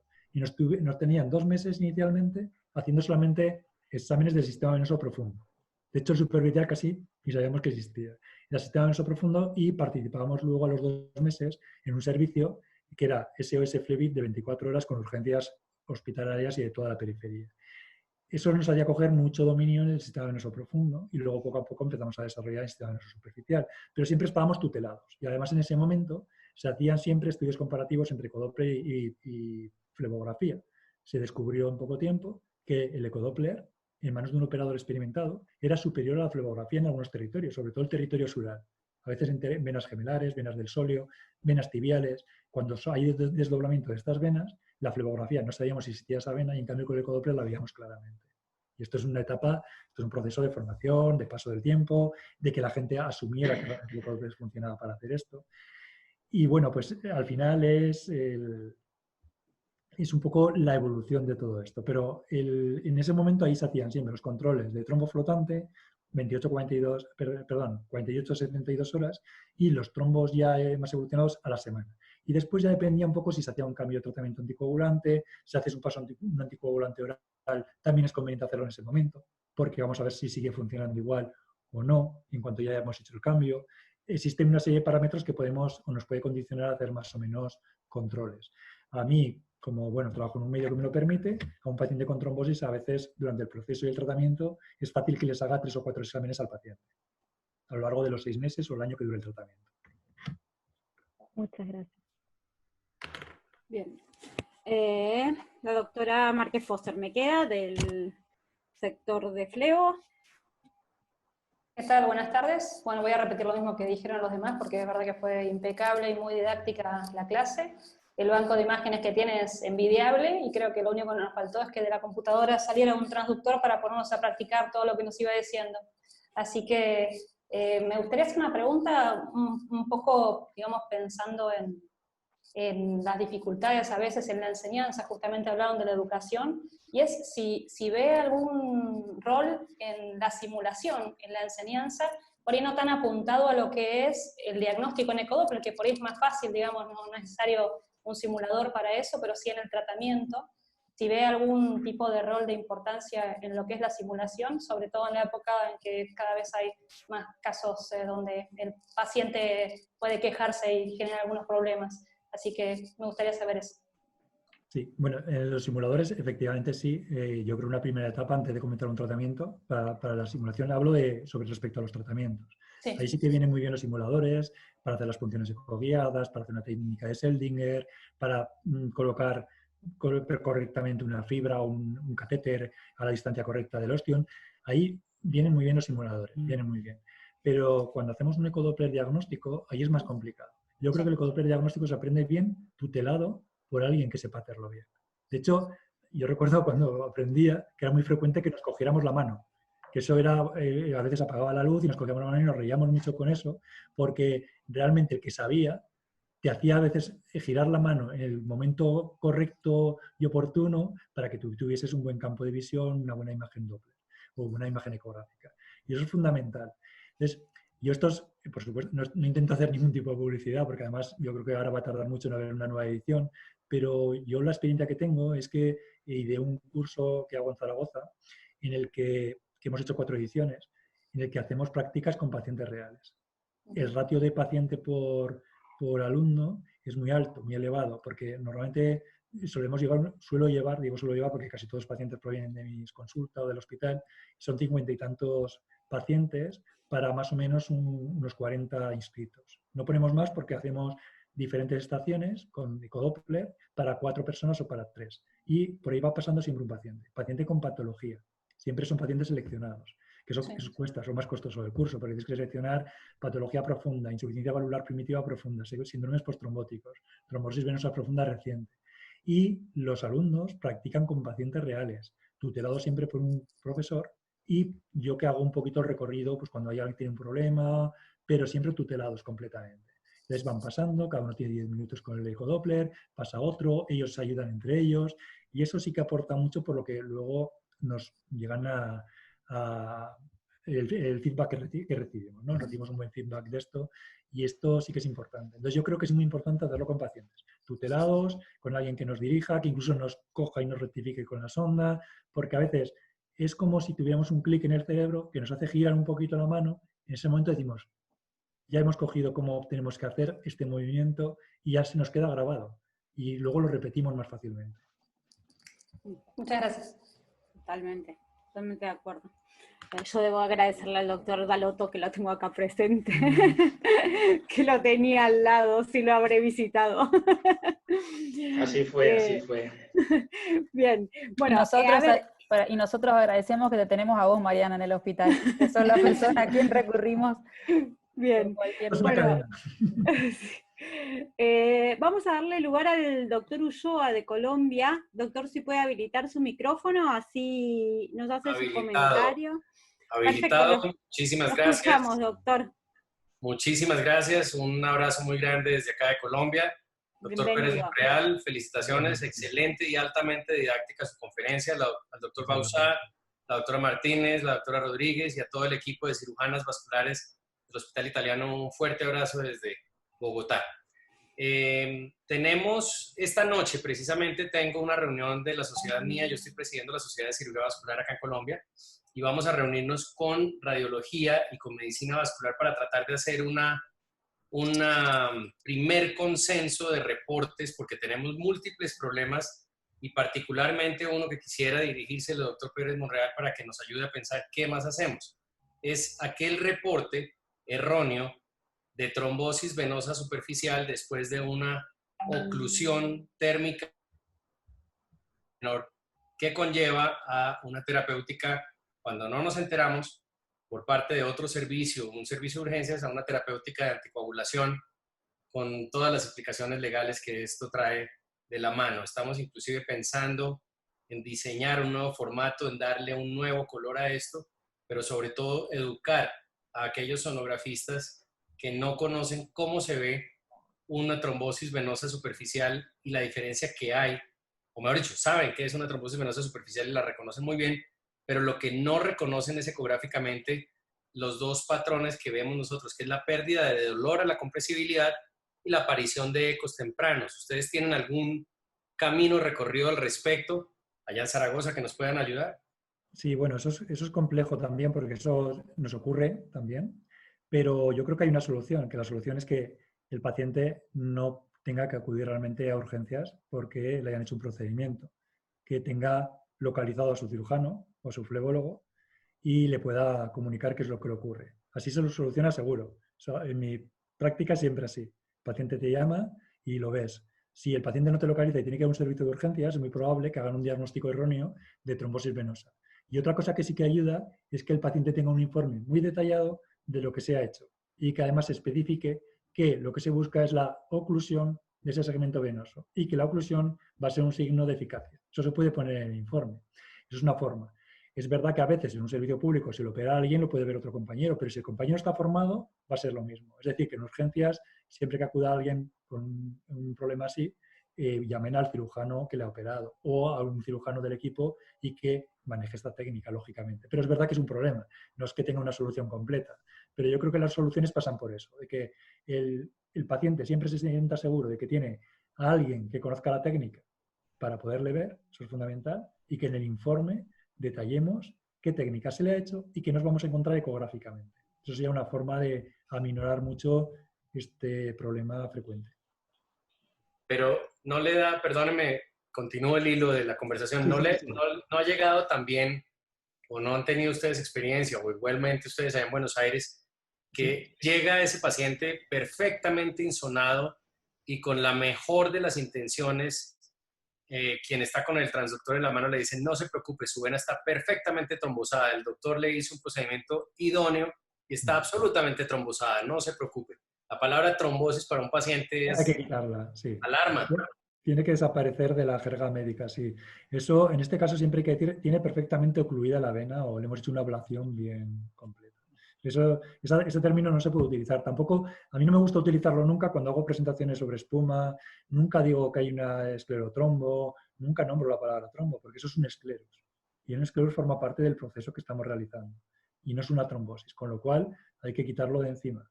Otra cosa es una trombosis como complicación. Si estamos pinchando una safena y tenemos una trombosis femoral, o poplitea, eso es otra cosa.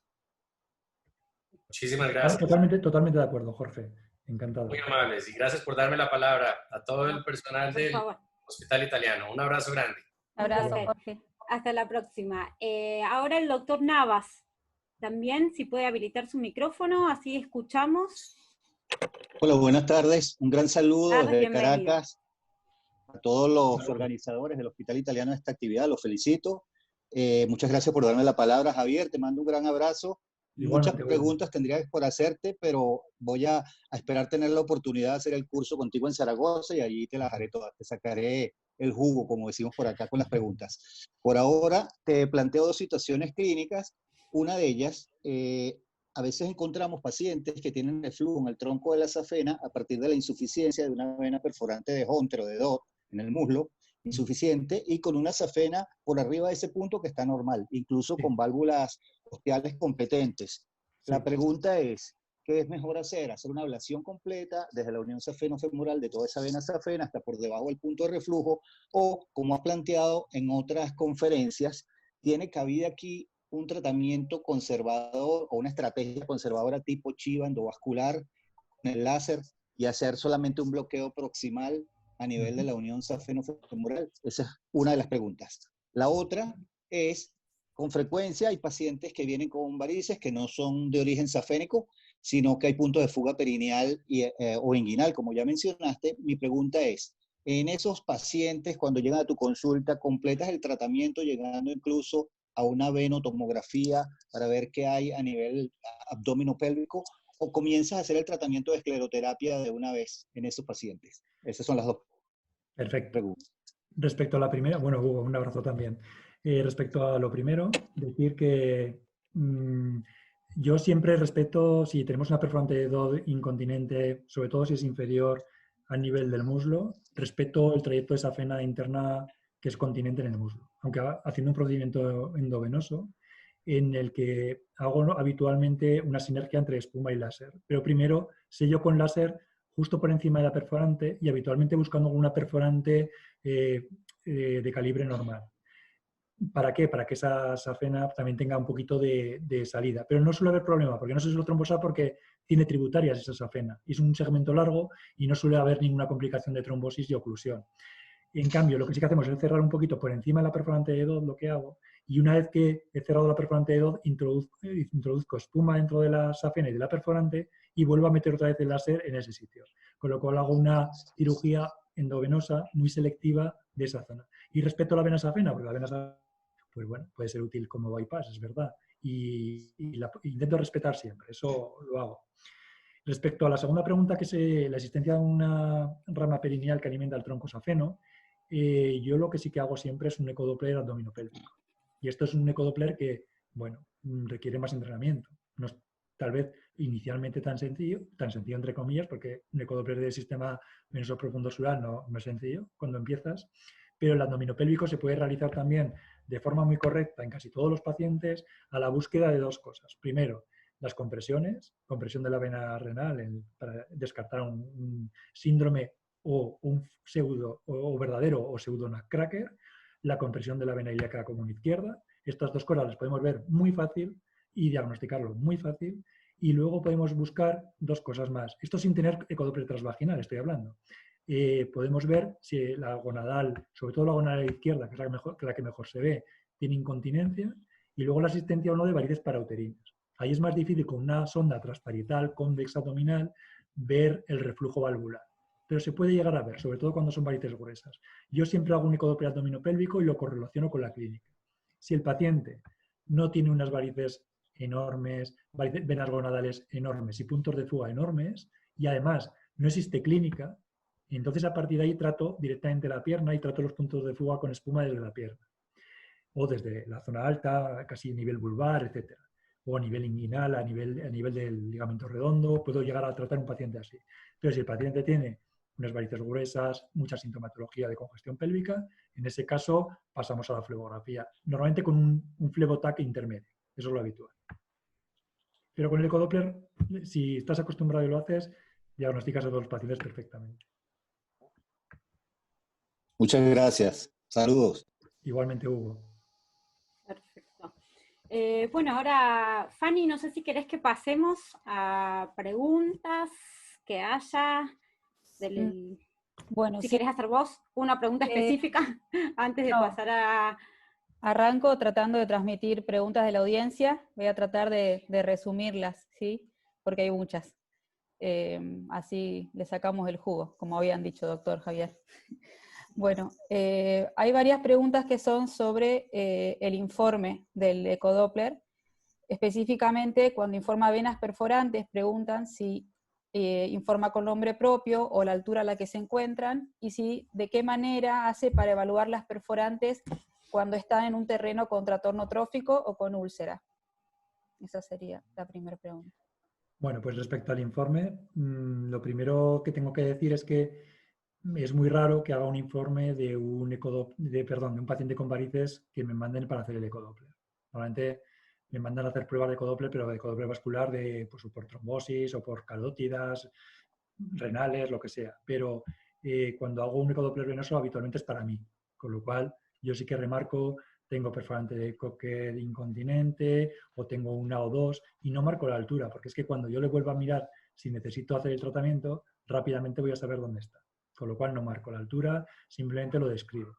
Eso es básico.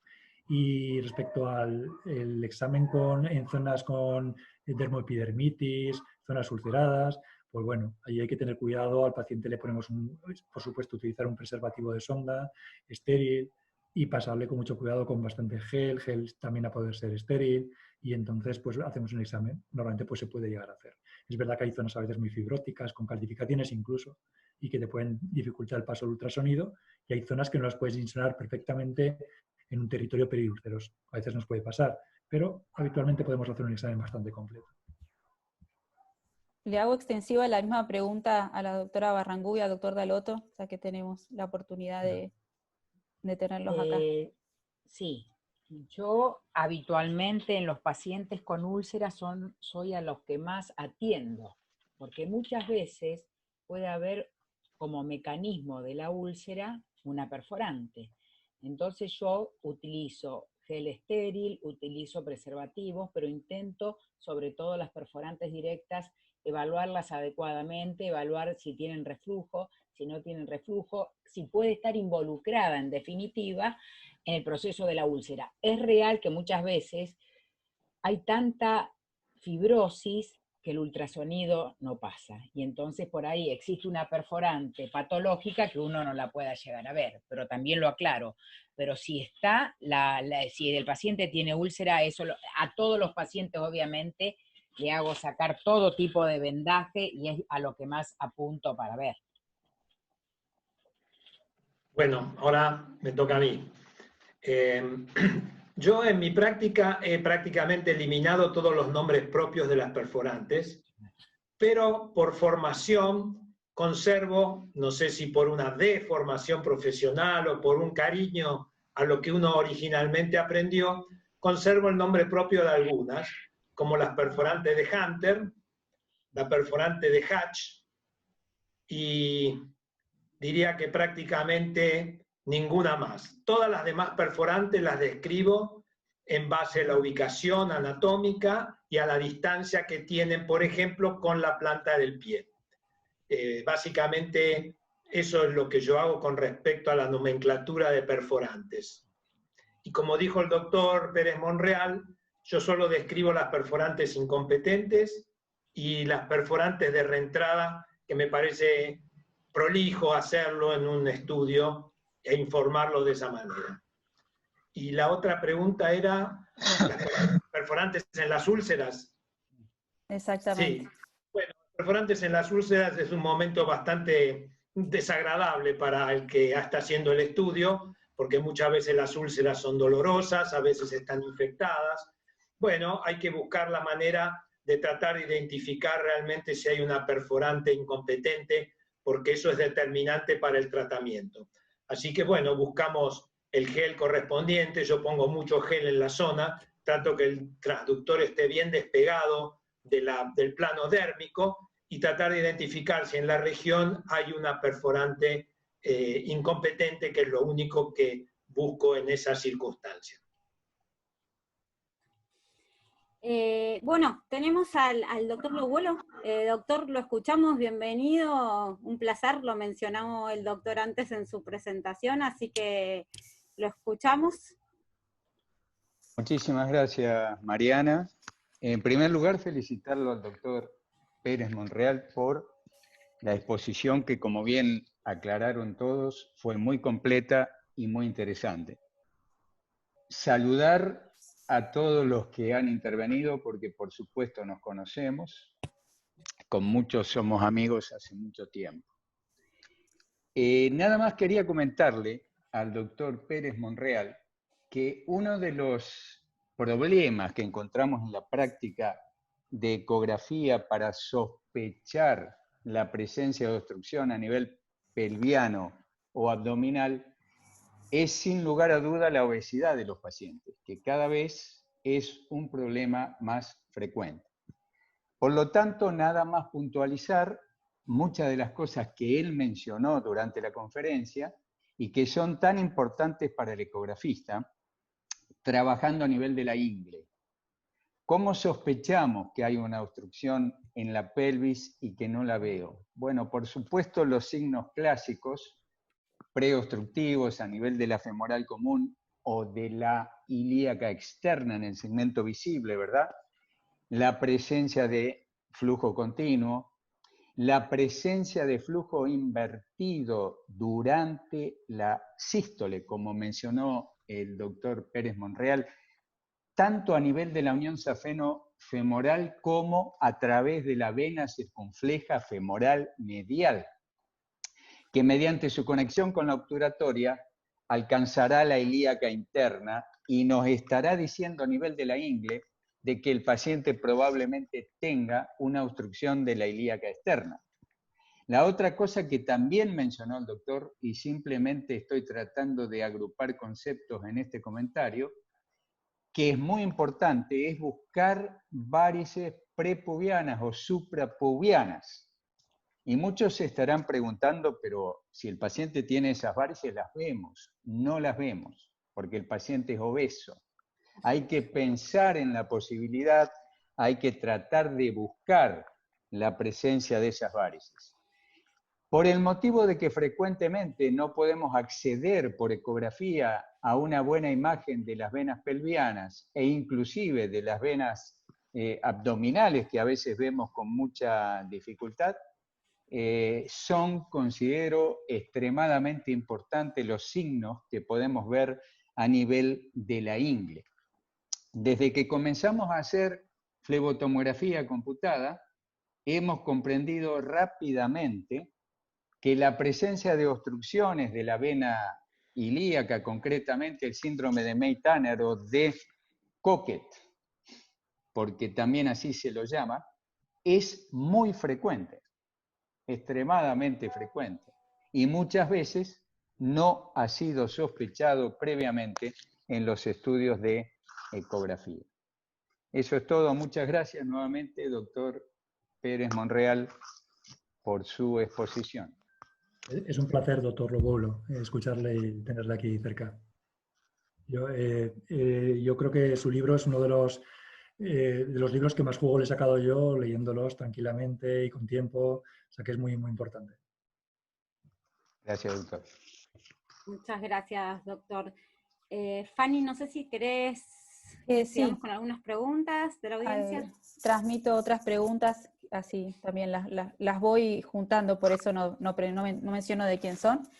Preguntan mucho sobre el informe de diámetros de venas en el informe del ecodoppler, con respecto a en qué lugar toman el diámetro de la vena safena interna, en la unión safenofemoral, si es a nivel de la unión o de la válvula, si lo hacen con el transductor transversal o longitudinal, y lo mismo con la vena accesoria. Sí, es que, perdón, he perdido un poquito el sonido al inicio de la pregunta, me he quedado un poquito perdido. Se ha cortado un momentito de la conexión. ¿En qué lugar toma la medida para informar el diámetro de la vena safena mayor, si es en la unión o en la válvula?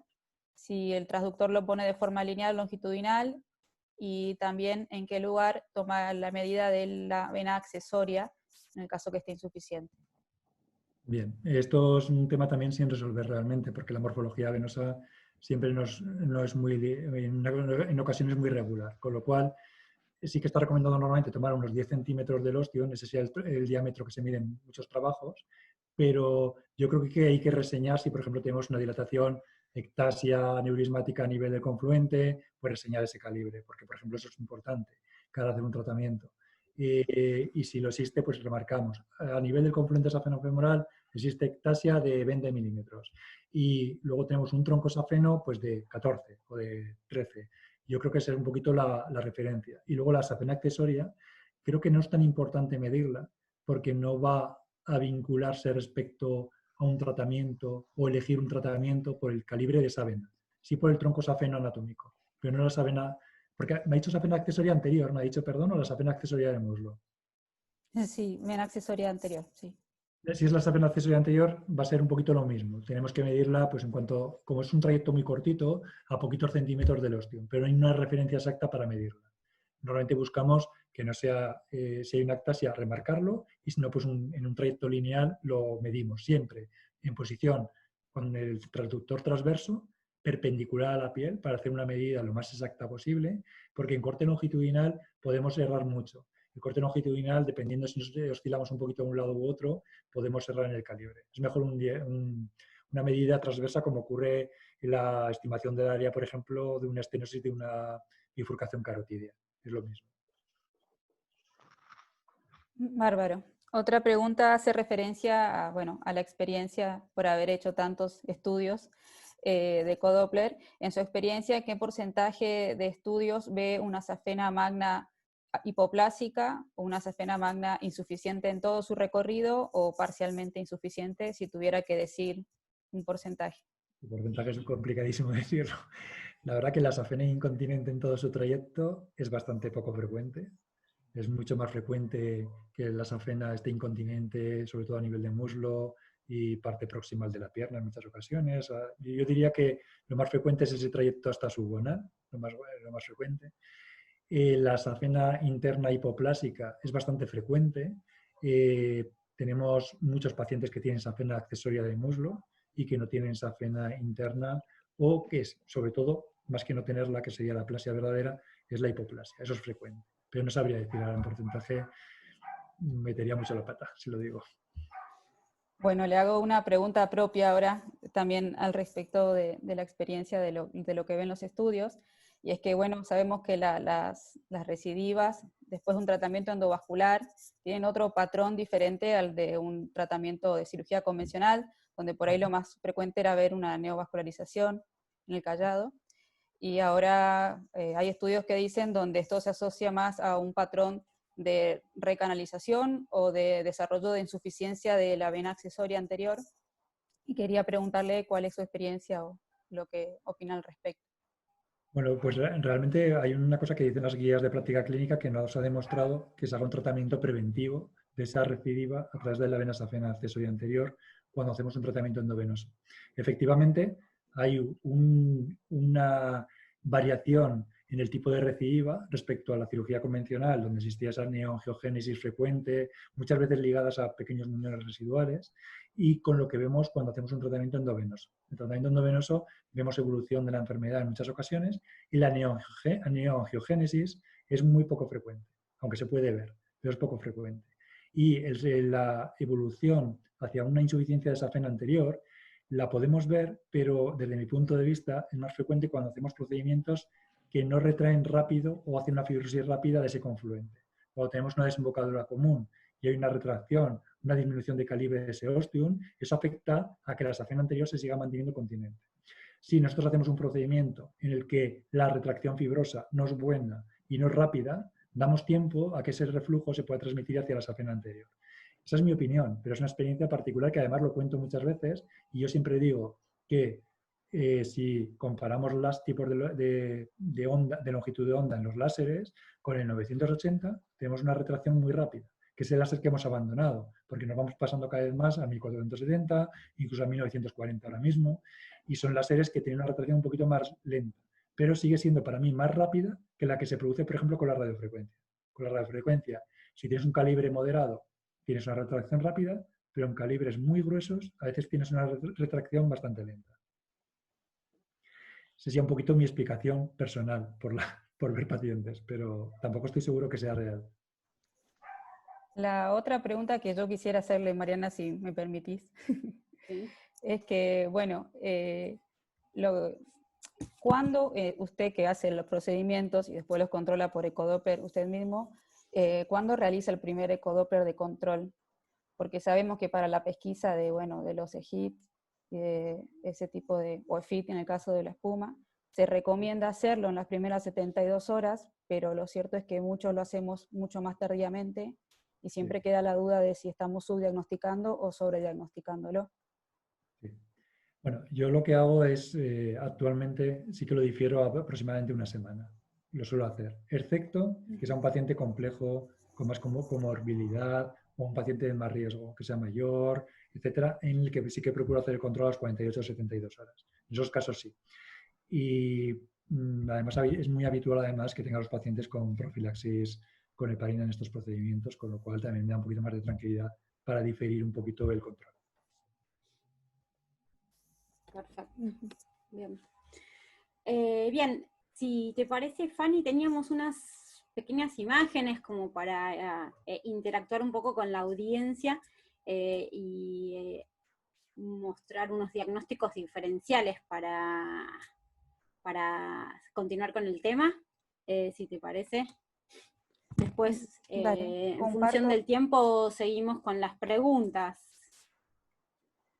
Se lo compartí yo a Marian, pero háblalo vos nomás. Sí. Bien, bueno, un poco la idea es los diagnósticos diferenciales que se nos presentan ante cuando hacemos, digamos, el estudio de ecodoppler. La principal, o la mayoría de las veces, estas dudas diagnósticas se nos dan con lo que son las trombosis, ya sea superficiales o profundas. Entonces, bien, aquí tenemos, pasa Fanny, bien, bueno, esto pasalo, vamos a las imágenes directamente.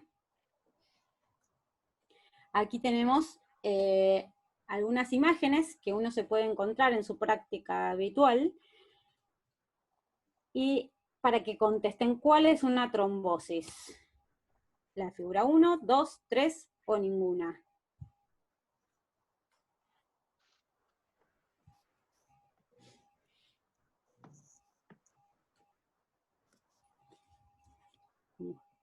Contestando.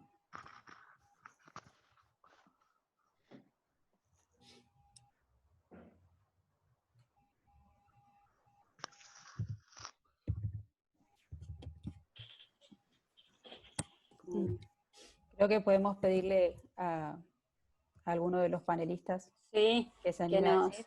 Que nos den la respuesta. A ver, comencemos con el doctor. Javier, ¿cuál te parece que es una trombosis? Pues yo creo que de las tres claramente es la primera, la 1. La trombosis. Parece que hay una imagen hiperecoica encima de una vena safena que parece ser la vena safena anterior. O es que yo veo fatal la imagen, o puede ser un ganglio, es que no lo veo.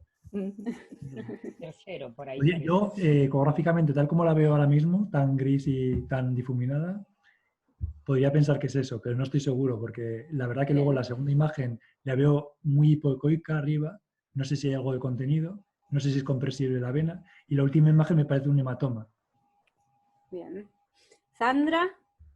Sí, la primera imagen sin duda. La segunda, digo, no sé si parece una tributaria trombosada, diría, por ejemplo, porque me parece que está fuera del compartimento.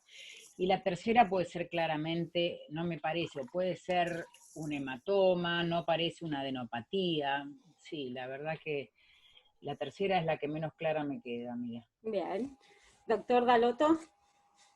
Yo no puedo afirmar nada porque se trata de imágenes estáticas y el diagnóstico de trombosis es un diagnóstico dinámico, donde la maniobra fundamental que ha demostrado altísima sensibilidad y especificidad es el colapso de la vena con la compresión del transductor.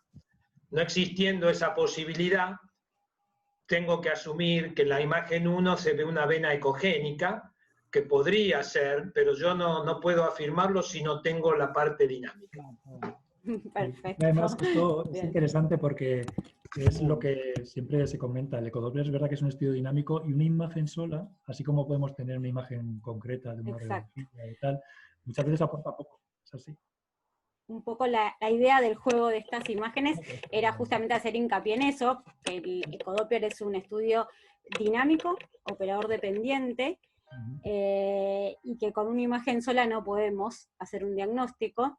Y bueno, desde mi lugar, además agregar que creo que bueno, que acá tenemos diferentes especialidades, y eso es lo que es interesante de este panel, desde flebólogos, diagnóstico por imágenes y cardiólogos, y cada uno en la práctica habitual del ecodoppler tenemos nuestros pros y nuestros contras a la hora de hacer el estudio, ¿verdad?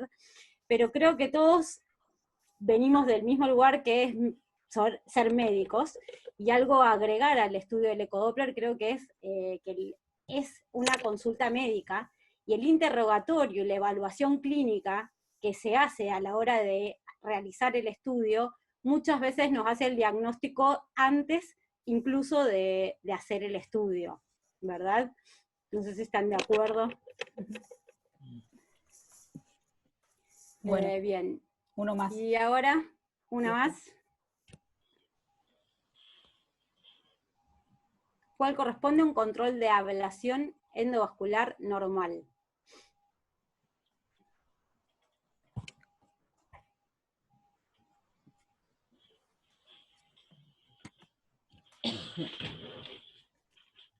No sé si quieren los panelistas. Doctor Pierre, si querés, ¿cuál te parece? Bueno, pues la primera imagen parece corresponder a una oclusión parcial porque tiene un flujo, tiene un canal anecoico con flujo Doppler en su interior. En la segunda imagen sí está colocado el Doppler, porque yo no lo veo aquí muy claramente, y está el Doppler bien regulado. Parece que hay una oclusión y el contenido no es tan anecoico. Parece que sí que está ocurrido en corte longitudinal y transversal. Y la última imagen realmente, no sé si es un tronco o es parte del confluente safenofemoral si queda la vena femoral a la izquierda. En cualquier caso, si fuera un tronco está permeable, puede haber una pequeña oclusión parcial, y si fuera solo femoral a la izquierda, el muñón parece bastante largo. Yo creo que la imagen correcta sería la 2. Pero bueno, estás imaginando. Sí, son imágenes sueltas. Doctor Dalotto, no sé si quiere arriesgar o se mantiene en su primera respuesta. Sí, mi primera respuesta sigue absolutamente vigente, pero digamos, voy a asumir un poco la cortesía de responder. Me da la impresión, junto al doctor Javier Pérez Monreal, que probablemente la número 2 es la que más probablemente muestra una ablación endovascular eficiente, adecuada. Bien. Sandra. Sí, a mí, a ver, yo voy a describir las imágenes. Si yo diría, la 1 es un proceso suboclusivo que no impresiona para nada, suboclusivo, o sea que no es 100% exitoso. La tercera me parece que claramente ha infiltrado a la vena femoral común, y yo me quedaría por el calibre del vaso y por la ecogenicidad que tiene con la número 2.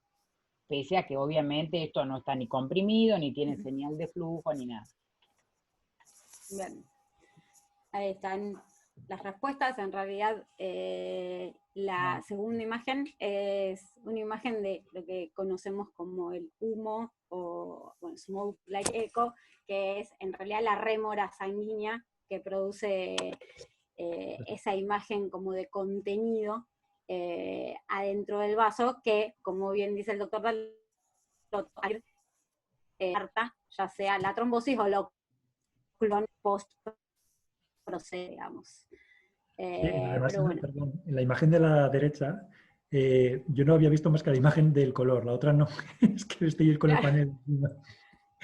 Ahora sí que veo que penetra dentro de la femoral una imagen un poquito diferente. Bueno. Perfecto. Bien, bueno, era jugar un poco y hacerlo dinámico. Y bien, bueno, no sé si quieren agregar alguna o si vamos dando ya por finalizado en función de la hora.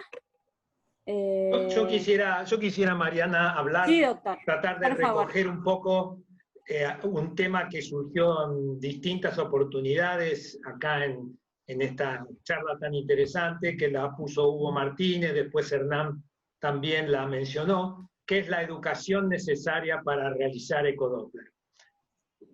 A lo largo de los años yo he visto que la mejor forma de educarse es un diálogo armónico entre los ecografistas y los flebólogos. ¿Por qué digo esto? Porque creo que ambos debemos aprender de los otros. ¿Y a qué voy? El flebólogo, cuando se acercó originalmente al método, siempre opinaba, yo quiero hacer mis propios estudios.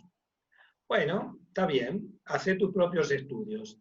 Pero lo que el flebólogo no sabe es que nosotros los ecografistas recibimos una sobrecarga de estudios que no están pedidos por los flebólogos. Clínicos, cardiólogos, traumatólogos, ginecólogos, endocrinólogos, piden el ecodoppler venoso.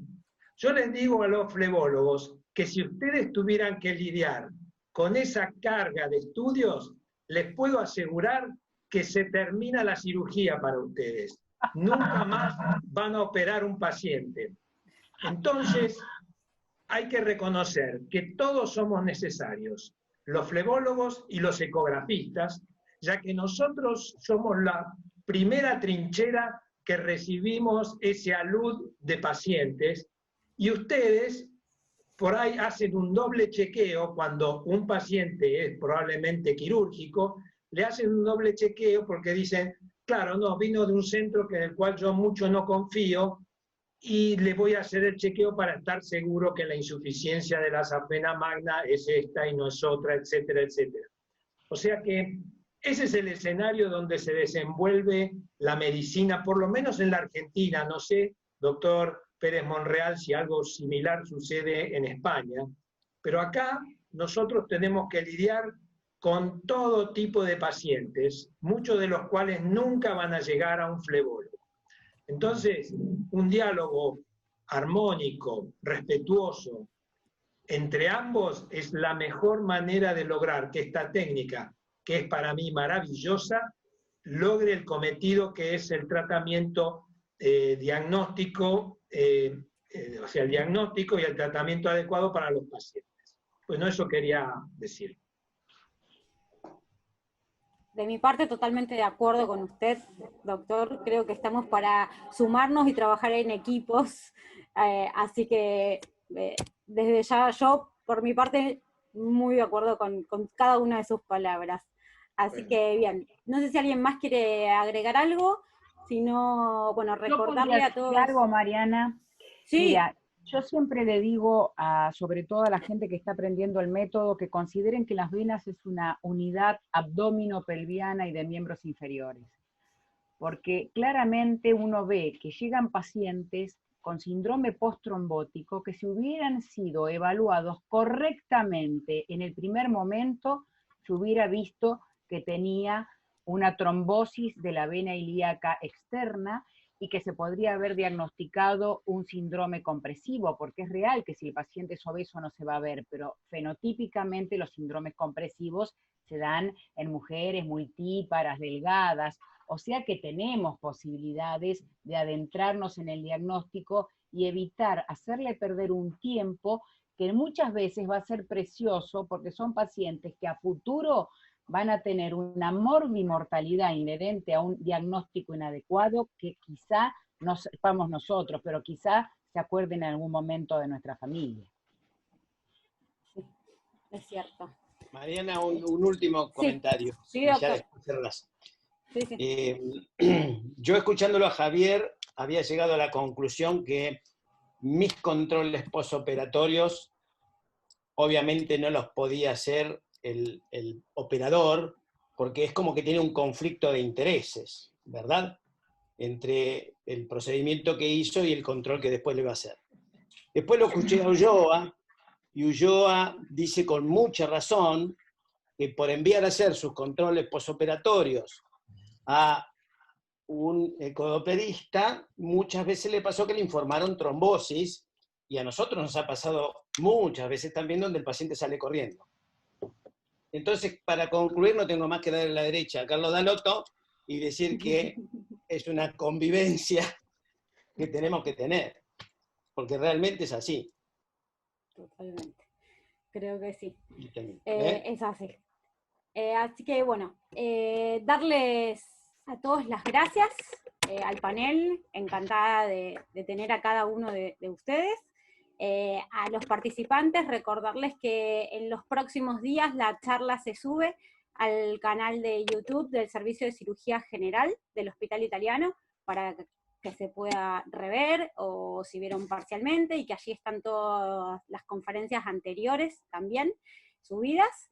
Y bueno, vernos pronto en la próxima charla. Doctor Pérez Monreal, un placer, muchísimas gracias por estar y por esta excelente charla. Sandra y doctor Dalotto, doctor Lobolo, muchísimas gracias. Y bueno, a todos mis compañeros, muchísimas gracias. Nos vemos la próxima. Saludos a todos. Gracias a todos. Buenas tardes, muchas gracias. Muchas gracias. Gracias. Hasta la próxima. Gracias, doctor Javier Pérez Monreal. Muchas gracias. Gracias, doctor. Muchas gracias.